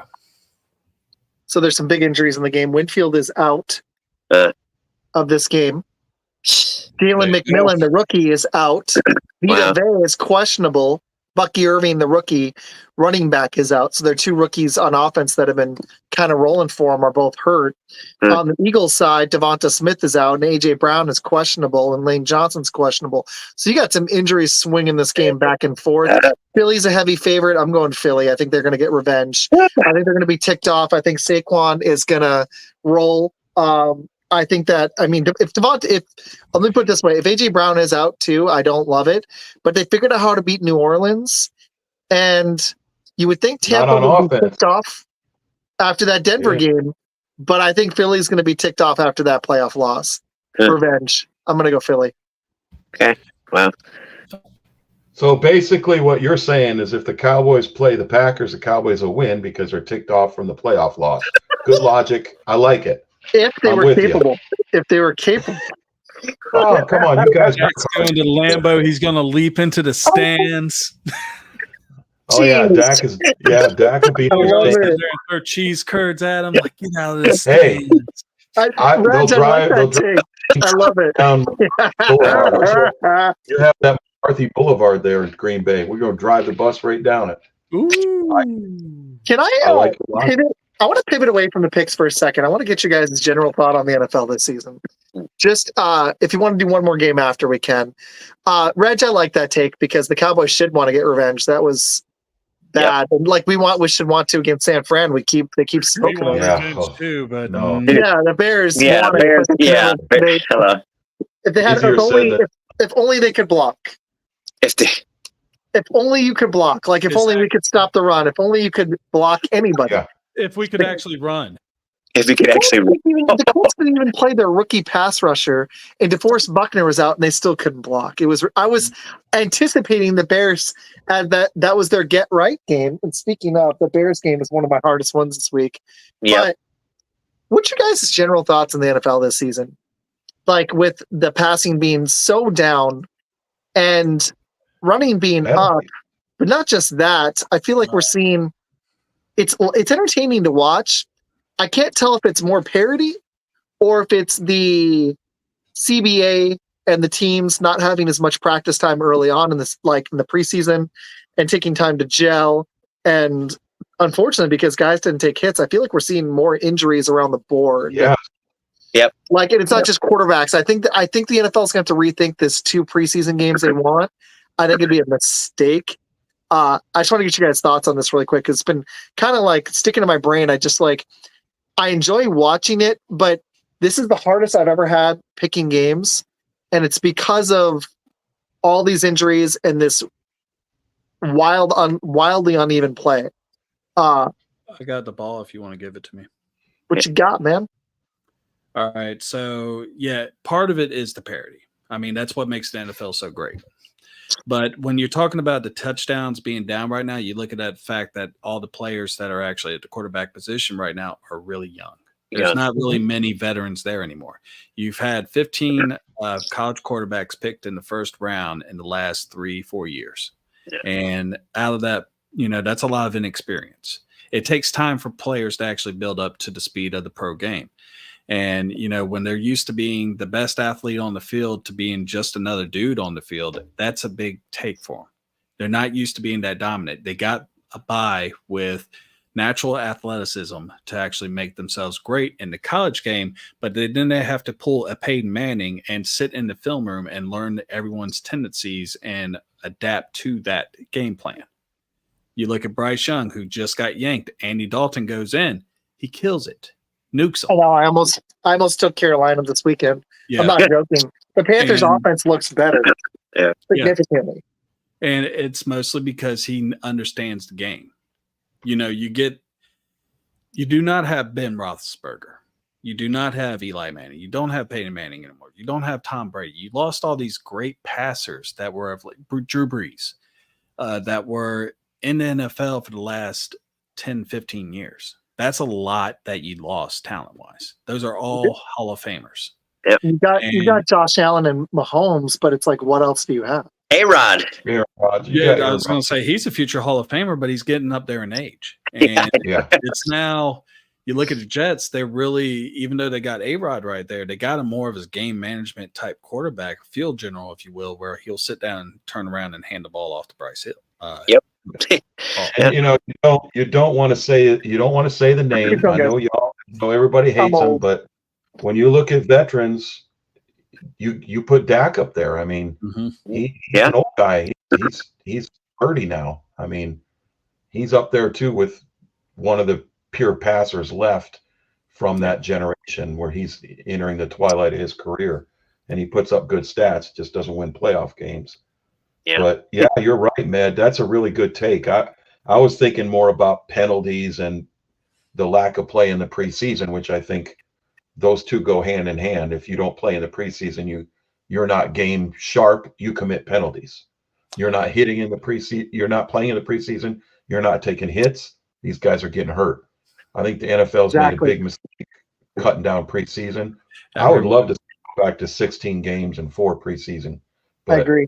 I'm the youngest guy here, and I have to pee 3 times during the show now. It's great, but I'm drinking more water and stuff. I haven't even started I'm going to start hitting the weights heavy soon, so I'm going to go more. But it's funny, I'm the youngest guy here, and I have to pee every episode now. I love it. My thing is, the preseason games, I know we need them to evaluate players, that kind of thing. I don't like the preseason games. I know the players aren't going to like this, but I would love a longer season, 18 games, maybe one preseason game. Give them and increase the roster. Instead of 53, go to 63 or 70 and have more backups and play more players. And if they get hurt, you got more to play with. I would go for that in a heartbeat. Yeah. All right. I got another fun thought exercise for you guys. It's not what I pulled on our show on Tuesday, by the way. Yeah. Bill, I'm going to probably have to bring him on here. Jones was amazing. He's like Cowboy. He's like Regg. Cowboy. Okay. Jones for Jones was so much fun. Me and Matt had a blast. We named our playoff teams. Instead of that, without giving I'll let you guys take a second on it. I'll go first. Okay. And then if we have time, we'll do one more game, but I'm not going to keep these guys all night. They've been awesome. And thank you to everybody watching. Appreciate you. Seriously. I've got some news for you in a second. What would be your top 5 teams in the NFL right now? I feel like it's a very, very difficult thing to do this early on. Sure. It's weird. I don't think the Chiefs are actually the best team. I'm going to give them the benefit of the doubt because they are 3-0. They keep finding ways to win, but this Chiefs team, to me, I don't see a third straight playoff Super Bowl. They are lacking offense significantly. I don't see it. So I'm gonna go Chiefs just because they're still undefeated, and when you win back to back, you've earned it. This Buffalo team looks like a team that could actually slam. I really like the Bills, and I hate to go all AFC, but I would go KC, Buffalo, and then at the moment, the way they're playing, the Steelers defense looks like the best defense in football. It's 26 points in 3 games is just ridiculous. It really is. So I would go those 3. And then, I mean, at the moment, the Vikings are playing pretty strong. And Regg is going to hate me for this. I don't believe in Seattle. I'll go Philly at 5, although they are wildly up and down team. So there's my 5. I don't believe in Seattle either. This is such a hard list to make, but those are my top 5. I want to start to drop them. I was going to wait a couple more weeks, but with this crowd, I thought it'd be fun. So I'm going the 3 AFC teams and then give me the Vikings and the Eagles. But I'm going to give you this too. If the Packers win this game and buy 3 wins with Malik Willis, and then they can ease Jordan Love back in, and even if he stumbles a little bit, look out. Oh, yeah. I like it. Meds Bears did not make the cut. Yeah. All right. So what you guys got? What's your top 5s? Give me your top 5s. Let's go. What you got? Everybody's I'll take it. Regg, what you got? I mean, I'm with you on the Chiefs. I'm going to put them at 1 because they're the Super Bowl champions and they're undefeated. So anything other than that, I think is disrespectful. So I don't feel like they're the best team in football, but I'll put them at 1. Buffalo is my 2 as well. They're playing lights out. I'll get back to that in a minute. Who did you have at 3? I had Pittsburgh at 3. Yeah, I mean, I have to. They've been so dominant on defense. They're like the Chiefs. I mean, I'm going to put them there. I'm going to put them at 3 as well, but I don't believe they finish there. I believe that they're just a slightly above average team by the end of the year. I think they're going to, at some point, they're going to go on a little losing streak. But for now, they deserve it. It gets so deep after that. There's so many teams. I'm going to go. I think Green Bay wins this game, so I think Green Bay would be above them come Monday. But right now, I'm putting Minnesota in there. And then at 5, I'm going to blow you guys' mind. But if you think about it, I think this is the team that's going to be standing in the end with the top 4 teams in the NFL. That's the Ravens. I don't care if they're 1-2. I think they beat Buffalo at home. I told you I'd get back to Buffalo. I think they're going to win this weekend. They're going to beat Buffalo at home because the Ravens are not a 1-3 team. They are a good football team. And things are starting to click for them. We saw it last week against the Cowboys. So I would sneak Baltimore in there. And you put Philly and Baltimore in a stadium and let them fight it out. I think the Ravens win that every time. So I'm going to put them at 5. Okay. Steelers, Queen of the Premier's got Steelers, Packers, Jets. Interesting. Lions and Bills. Lions are getting close for me. My only problem with the Ravens is they can't hold a lead. Why? I don't understand this team. They're like, I'm starting to lose faith in John Harbaugh, especially not just against the Cowboys, but they've done this perpetually for years. And now they have Derrick Henry and Lamar Jackson. Why can't they close a game? I don't understand. Like, it's the dumbest thing in the NFL I've seen. I don't get it. Like, that should be, if you're ahead, that should be like a cheat code to run off the clock. I don't know what they're doing. They ran the ball at the end when they needed it, but you're right. I think they do this. They have mediocre starts to their season, and they always end up being there in the end. I think they're there. They're probably going to win that division. You think the Steelers are going to win that division over the Ravens? Right now, they look like, they're 3-0. But do you really think after 17 games that they're ahead of the Ravens? You take that back, Reg. The Bills dominate on Sunday night. I want to ask you. I don't want to keep you up too late, though. I want to ask you really quickly about a couple of games. I'm from upstate New York. A lot of people don't know that. I was born in Utica, New York. So the Bills are kind of my AFC squad. Bills aren't going 17-0. I think they lose this game in Baltimore, and then they're going to end up being. That's what's funny is I actually had Buffalo winning this one. I picked a lot of upsets this week. I took Baltimore. Baltimore's favored even. Vegas agrees with me. Yep. Yeah, they do. They do. Med, what's your top 5, buddy? Well, my first one, I kind of agree with Regg. Until they're actually beating Kansas City, is going to be number one. I mean, that's Super Bowl champs. They deserve to be up at that spot. Yes, they do have refs. I understand you're trying to say that, Janae, but you know what? They're undefeated right now. They're still winning. They're still winning. They got the best player in the NFL. But right after that, I go with the Bills. Because Josh Allen's just putting together an amazing season right now. He's kind of going up against the whole mantra that was brought up last year where he equals for every touchdown he throws, he gets a turnover. So far, he hasn't turned the ball over. So, I mean, he's doing great so far. If he keeps it up, that will probably be your MVP this year. Hot take. Yep, I agree. After that, I would actually go over to the NFC. I will put in the Saints, even though they just lost to the Eagles. Their that was a very lucky win for the Eagles. If it wasn't because of Saquon Barkley, that would have been an L for the Philadelphia. That one play, that breakaway play. Saquon, man, he's making a huge difference for both teams. What does he do this every year? And every year the poor guy gets hurt. He cannot finish a season, and that's why I was not in a hurry to try to, not that Jerry would have, go after him in free agency, because you should have seen him doing this for 17 games. Yeah, and he was doing it up against y'all too. So it was like one of those things where I mean the Cowboys, with Dak, they've won 12 in a row on the Giants before last night. Saquon was on those teams. Yeah. But and good story. Could you imagine if y'all would have got Barkley? I'd be like a top 5 team. Or Derrick Henry. I'm not going to be there greedy, Ed, but they should have got Derrick Henry. Yeah, Derrick Henry, he went for $8 million. That puts up our cap. That one would have been easy, man. I don't understand why that didn't happen. Jerry's excuse on that. I'm sorry, I don't want to just clown, but no, he said he couldn't afford him. That's BS. That's BS. He wouldn't pay Zeke $3 million. Don't pay Zeke $3 million. There you go. Cap right now. They got it right now. Yeah, they do. That was bullshit. I'm sorry. Yeah. I'm just gonna say it. And it was a really big blow because that's one of the biggest pieces you guys need. Yep. That would be it.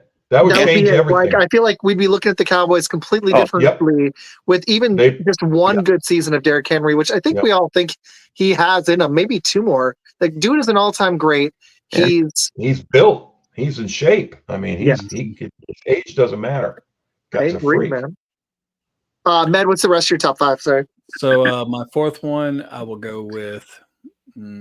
I would actually go with the Steelers. I think that Justin Fields will keep improving throughout the season. That defense is Super Bowl caliber. Run game is a little as above average. I would say even good. I mean, they got a great offensive line. They just need some more playmakers on the outside. Yes, they do. They might be a trade candidate, maybe. Who knows? Yeah, possibly. I can see that. If they feel like they're Super Bowl worthy, they've got the space, maybe they flip a pick for somebody. Somebody's going to be available. I could see it. Yeah. Who you got 5, bud? Number 5, I would actually go with the Jets. I'm a real big predicate on defense wins championships, and there's not many defenses that are better than the Jets right now. Yeah, they laid a huge goose egg against the 49ers, but Brock Purdy is a really good quarterback. We're going to see how much money he makes this offseason. Yeah, for real. He's going to make more than Dak.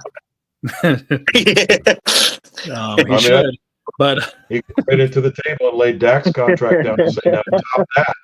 I need to be the new richest guy in NFL history. Yep. Oh man, I want to take that title. I'll volunteer. I'll take a hit, 1 hit.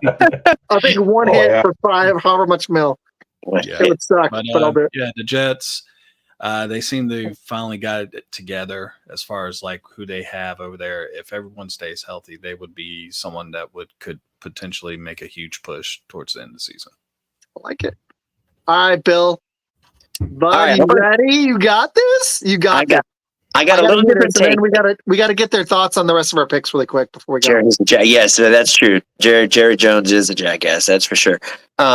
I'm going to go a little bit different than you guys. You guys, KC, I love KC. No disrespect to KC, but I'm going to take Buffalo, my number one.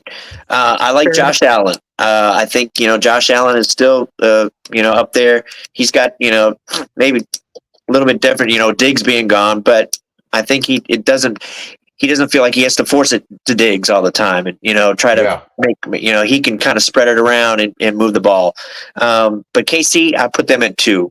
I mean, they're almost interchangeable. If it comes down to those two, I'd probably have to go KC, but I'm going to go with Buffalo. And then my third, Pittsburgh. That defense, like Med said, defense wins championship, especially when it gets colder out and it's harder to pass the ball and grip the ball. You got to be able to, stop them, the run. And Pittsburgh is that steel wall again. And then I'm going to go number 4, the Saints. I think they're a team that are kind of a little bit under the radar. I know they probably haven't played. I mean, they played the Cowboys and beat them. What's the first week? They played Carolina, no big deal. And then what was the third week? Who'd they play? Philly. Okay. So, I mean, they got some, quality wins there. I think their defense carries them. I think they're good.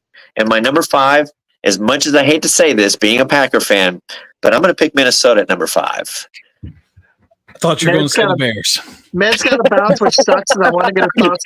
Hey, Med, really quick. All right, I'm going to not talk. Give me your thoughts on the Bears game. You guys win or lose? Yeah. Who are we playing? Rams. I was thinking the Rams. In Chicago. I don't like your offensive line. I'm taking the Bears. Bears are favored. Yep. I was going to say I know Bears are favored. I keep picking favorites, and I keep losing on my picks. That's, same. I just keep going favorites, and it's not working. The only reason why I'm going to go with the Bears is the fact that Puka and Cooper Kupp are out right now. Stafford is going to have Tutu Atwell, who's not bad, but he's not Cooper or Puka. Kareem Williams will be the big part of that, but the Bears defense is really good against the run. I like it. Yeah. I thought that too, Med, but then the both teams were the Walking Dead, basically, but then the Rams came back against San Fran with the same situation last week. That's what scares me. Oh, yeah, that makes it interesting. Yep. I thought the same thing last week, and then the Rams beat San Fran, and I know San Fran has a million injuries too, but whose secondary is better, the Bears or the 49ers? I mean, the Rams defense is piss poor. They're 29th against the run, 29th against the pass, 31st against the run. So this would be your guys' get right game because that defense has been terrible. Yep. Yeah. 31st in points, 32nd in yards. You guys are 8. I got to go in on Janae real quick. When you choose the Packers as the number 2 team in the NFL right now, what's that say? Oh, hot take. Oh, that was spicy. Okay, so Bill's going Bears.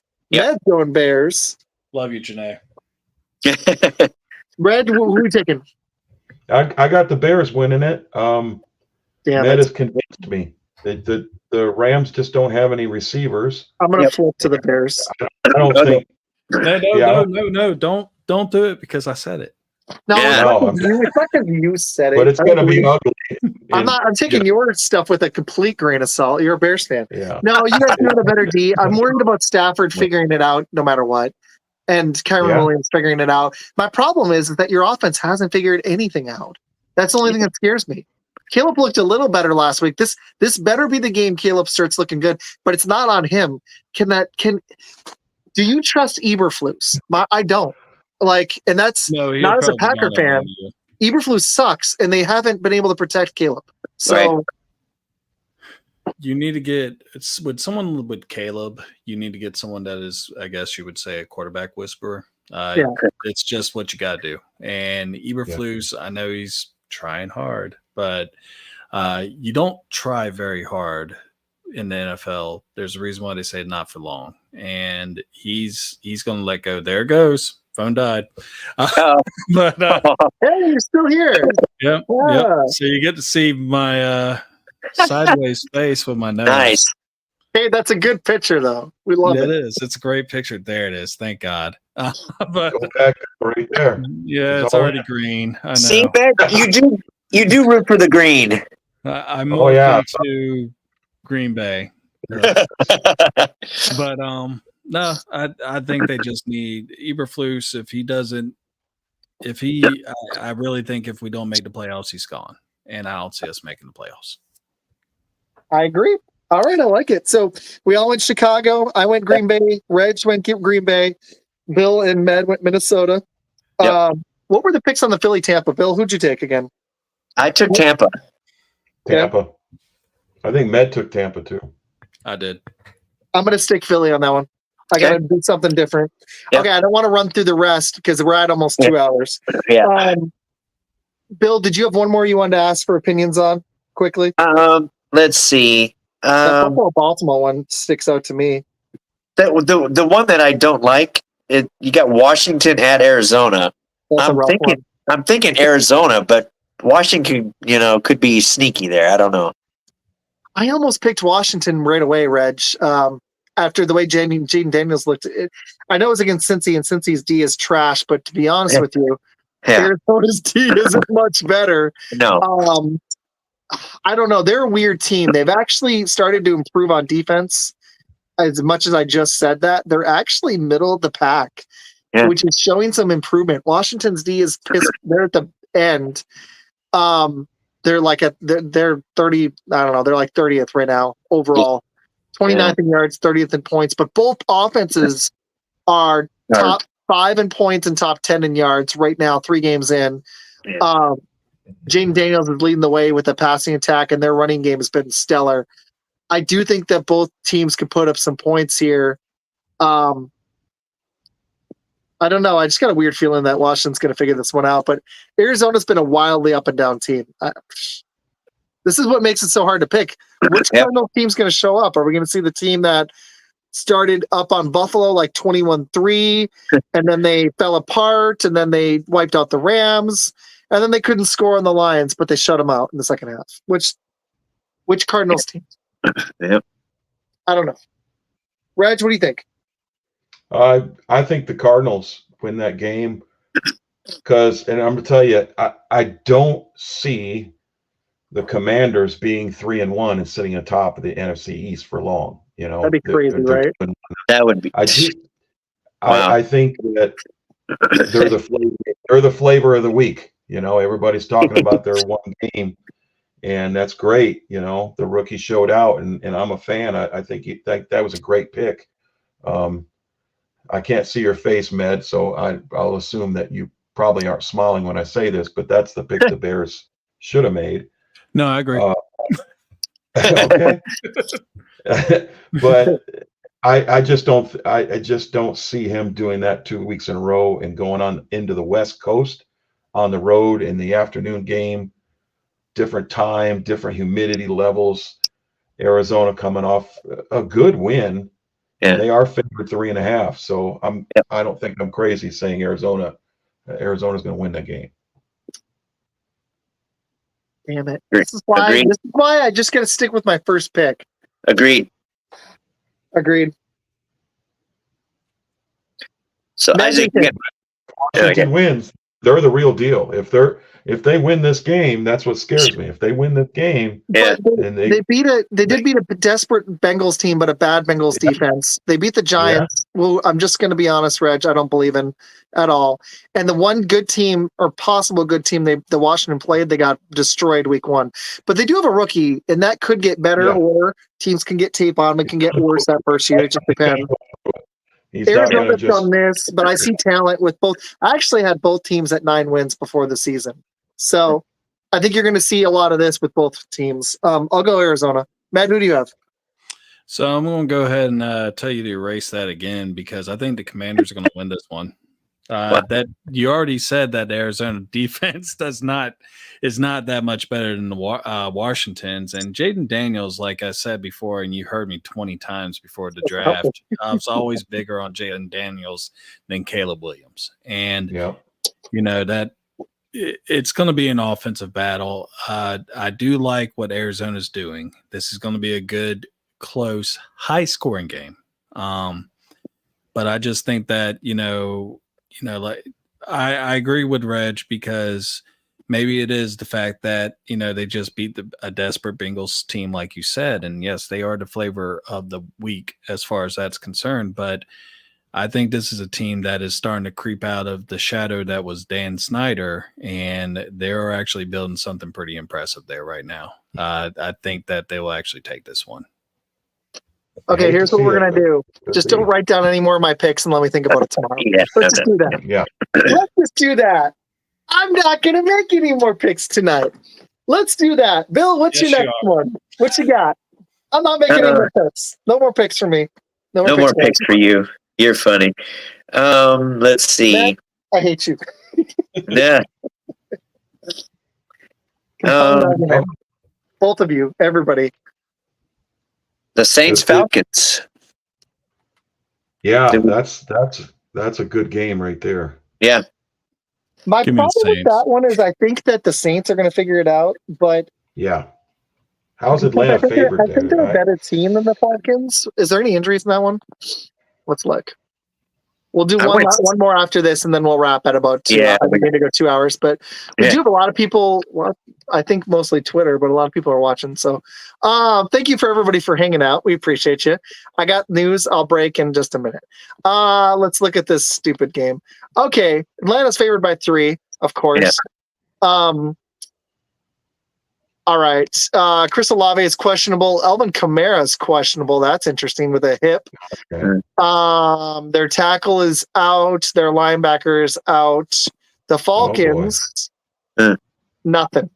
The Saints have been, wow, this is interesting. Check this out. The Saints have been wildly better so far, obviously.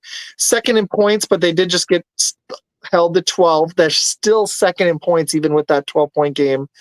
They're 10th in yards. Both teams are about the same in passing, but where the difference is, and this is what's surprising, is the Saints are 6th in rushing, and the Falcons are all the way down at 18th, and it's a pretty big difference of like 46 yards a game just through 3 games. The Saints' rush D is also good, so they can slow down Atlanta's run offense, and then Atlanta can't really throw it yet. And the Saints' D is better than Atlanta by like a touchdown. So you know what? Give me Saints. I don't care. Boom. Okay. I made a pick. So after the show, we're going to be changing a lot of you. I'm going to be erasing a lot of what you said before. What we're going to do after the show is I'm not going to talk about it. I'm going to go play Call of Duty, and then tomorrow we'll change all the picks. All right. That'll work. Okay. Reg, were you feeling Atlanta or New Orleans?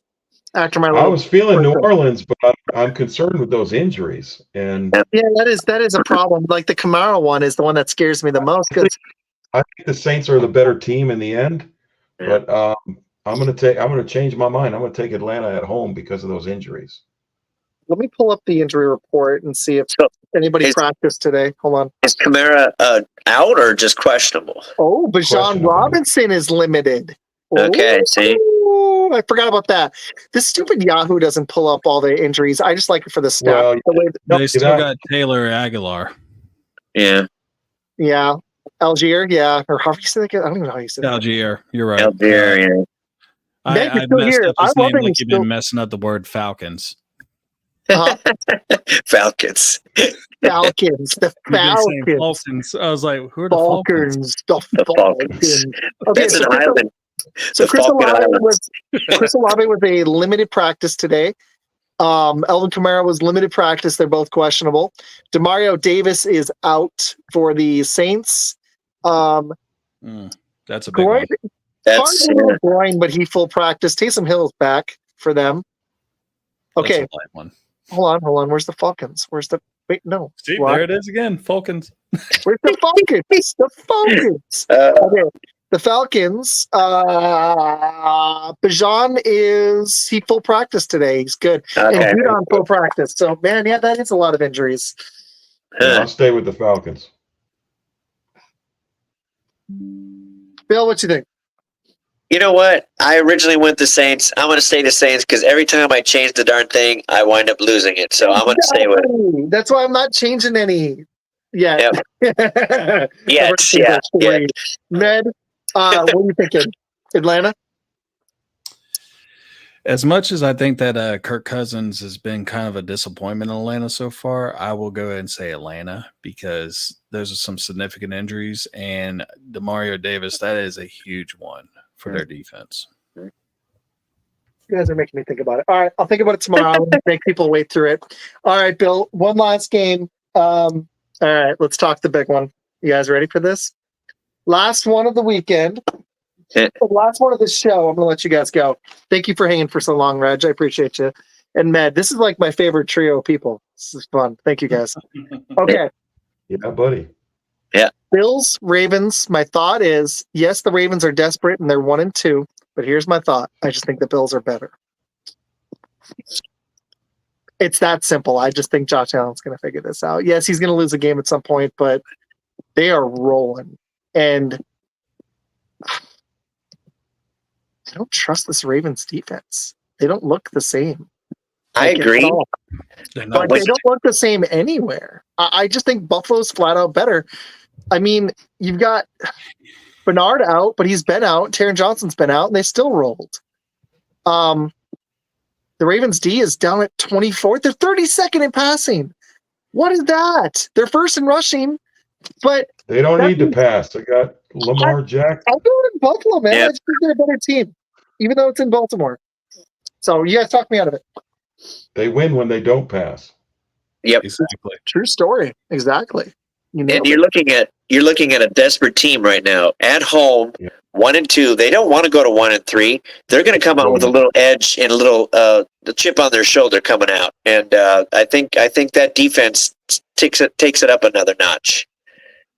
So, but here's my thought, and Reg is going to hate me, and I'm not trying to clown. The Cowboys almost came back on them. Which team is better, the Bills or the Cowboys? Well, the Bills. Yeah. But I don't trust the NFL doesn't. The NFL doesn't work that way, unfortunately. No, you're right. I think this way, and then it's going to screw me, and I'm going to lose the pick. And you're right. The Cowboys.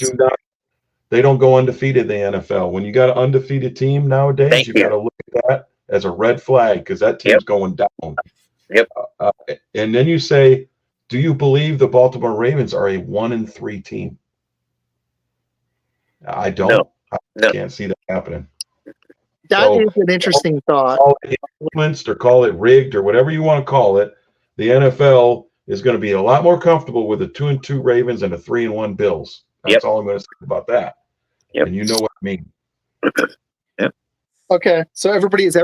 Matt, are you taking Ravens? Med. No, I'm going with the Bills.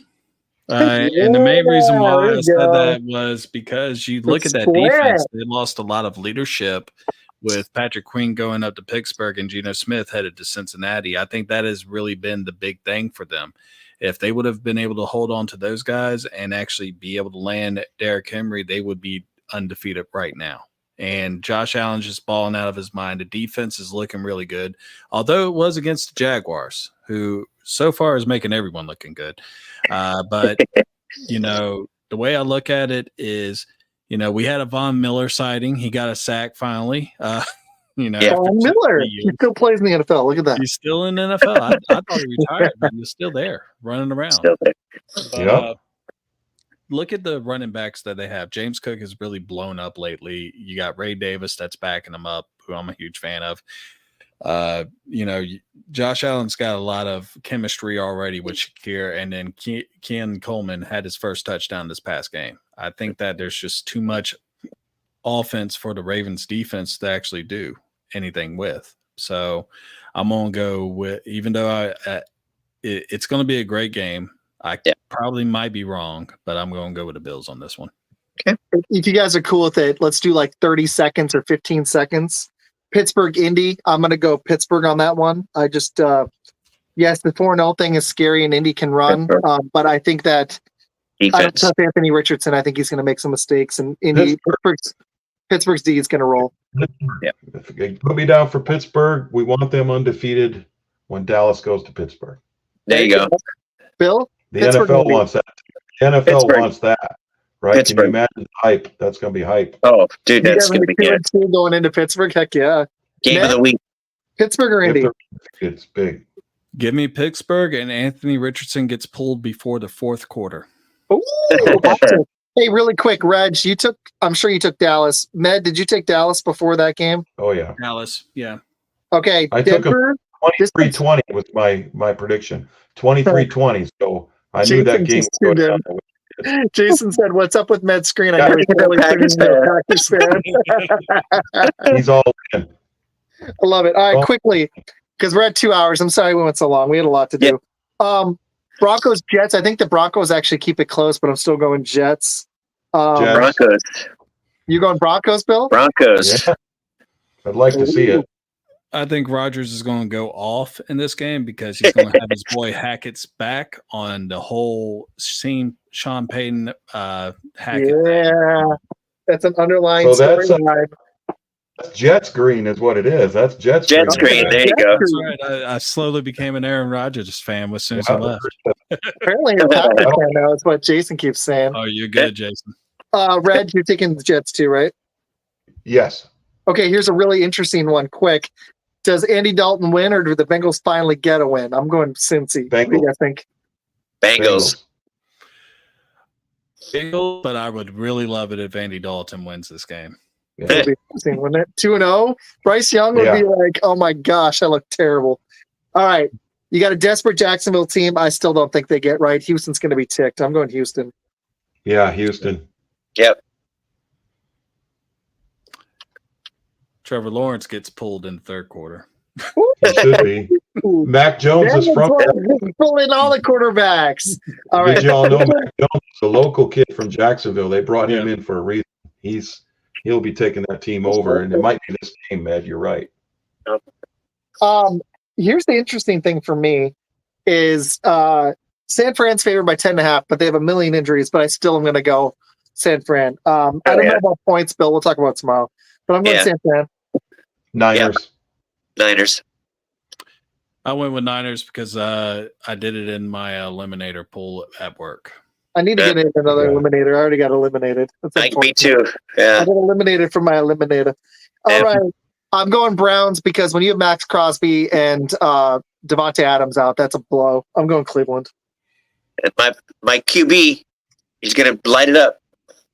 Yeah, there you go. Deshaun Watson. Yep. Do not start him. You got to bench him. I know I am not. You got to bench him. I got Darnold starting. There you go. And I think Cleveland's in disarray. I really do. They are. They shouldn't. I think they've got a lot of talent there. If they had Joe Flacco, they'd be winning. Vegas. I'm picking Vegas. I don't blame you. I'm not picking it with a lot of conviction, but the Crosby thing's huge. He's so massive to that defense. Yeah. Matt, who do you think, Raiders or Browns? I'm going Raiders because I think Uncle Rico is going to hook up with Devontae Adams a couple times. No, Devontae's out. Oh, Devontae's out? He still has Brock Bowers. And he's been killing it as a rookie. And Michael Mayer. Yeah, that's the bet. Too tight end comment. That's a tough one, man. All right, I might rethink that one. All right, Chargers, Chiefs. I'm going Chiefs because Herbert's not 100. Yep. Chiefs. Dallas Texans. There you go. Yep. Matt?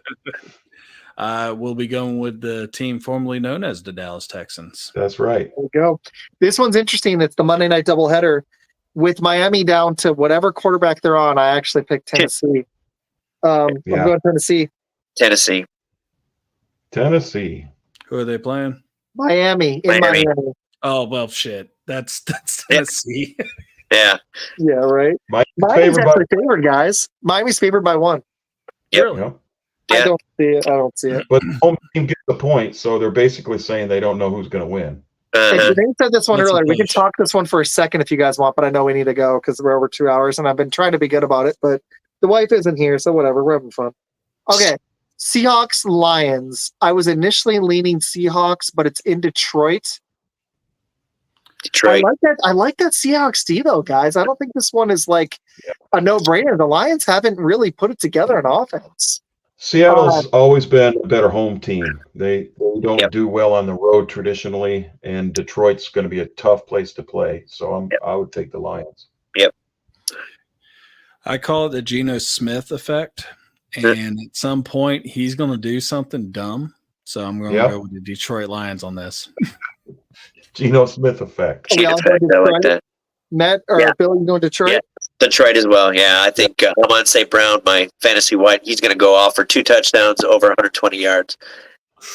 All right, we got our pick'ems in, Bill. Now we can just talk a little bit about the big ones on Sunday and the Packers. Yep. Okay. All right, we are at 2 hours. Med, your green screen, nobody can see you, but where can they find you normally? Well, normally they can find me on Twitter. They can find me on Tuesday nights at 7:30 on Blitz, and on Thursday, 7:15 every Thursday, I'll be on there with my co-host Seth, talking about the Thursday night game, some previews, and we also talk a little bit of SEC and college football as well. And Regg, thank you for 2 hours of your time, bud. We appreciate you. We've got an NFC North panel on Tuesday for Blitz, and then next Friday, me and Bill with our pick'ems, but we've got another show on Sunday. I got a bunch of stuff I'll break in a second. Regg, what are you where can people find you? Remind everybody where they can find you and what you got coming up. Twitter, I am Irish_Cowboy88, which is up on the screen right now. Our podcast is called Sons of the Star, and that is at Sons of Star Pod on Twitter, which is also attached to my profile if you just go to my profile.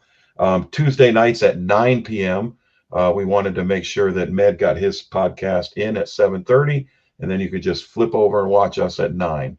So Tuesday nights at 9. That. Yeah, you got it, brother. We do a little preview show for the following week. We do some pick'ems. We have some fun. And then we do go live after every Cowboys game when it's reasonable. Like I said earlier, game ends at midnight like it did last night. We're not going live. That's not reasonable. And when you said you were trying to watch out for us, I was like, somebody knows when our show, he's like, when's your show? I was like, that's super cool. Hey, dude, seriously, thank you. Best of luck with the Cowboys. I know we'll be talking plenty. We talk all the time. So thank you, Regg, man. It's been awesome getting to know you since April too, dude. Seriously. You're the best, man. We appreciate you. Bill, where can people find you? Where can they find me? Man, geez. Where can they find you on Sunday? Right there. Oh, yeah. We're going to be at the Brass Tap in Roanoke. It's a bar and grill. And they, the guy there, he's from Wisconsin, and he has tons of Packers that go there, fans, and it's pretty fun. So we're going to be there the first time. We're going to be doing some live stuff there. So come on out if you can. So just if you're in the Texas area, I know if you're in another state you can't, but I hope you guys come out and do that. That'll be fun. Should be a lot of fun. It may be coming. I'm going to invite Janae and Bill. You should invite some family. Let's get some people out. Yep. We'll have these flyers so you guys can subscribe. And to the show, we're trying to hit 600, but here's what we got coming up. We got a lot. All right, tomorrow I'm doing a Saturday special with Peter, possibly Med for Blitz. We're going to talk to the UK boys, the Franchise Tag podcast. We're going to just talk everything NFL. They've done a bunch of interviews, and I just think we're going to have a good old time. Seriously, this has been a crazy NFL season. There's so much we didn't even hit in this 2-hour show that I could talk. Not even just Packers. I've been enjoying this season. It's just been crazy. It's been one of the craziest years. Yeah. Sunday, me and Bill have got that show. We're going to talk Packers Vikings at 11 a.m. We're going to do it like Fox NFL preview style. We'll see you at the Brass. There we go. See you at the Brass Tap and Grill on Sunday morning. That's my great mummy. My mummy-in-law. Nice. We'll be talking Packers Vikings, and we'll hit a couple of the other games, breaking some injuries, talking fantasy for like 55 minutes. And if it's not too loud, we'll come on for a little halftime show and a little post-game recap if it's not too insanely loud. So thank you, everybody, for checking this out. Next week for Blitz, we've got an NFC North show. But we appreciate you guys for hanging out for 2 hours. Matt, thank you for joining last second. No problem, Reg, this was awesome, guys. Hey, I will say this, though. If these are terrible, I will hold you accountable. I'm just kidding. Yes. We know where you are. I'm just kidding. Well, you just drive to South Carolina, you'll see both of us. So. Yeah, I was going to say, there, I'll be like, guys, what the heck were those picks? All right. Well, I'm not doing the music because I'm trying to avoid the copyright. So thank you everybody for watching. I'll see you 2 more times this weekend. See you tomorrow. Go follow Cowboy Regg on Twitter. Go check out his show on YouTube. Go subscribe for free. Go check out Med Shots from the Sideline. I'll see him on Tuesday. And please subscribe to the show. We're almost at 600. Thank you guys for watching, and I'll see you tomorrow.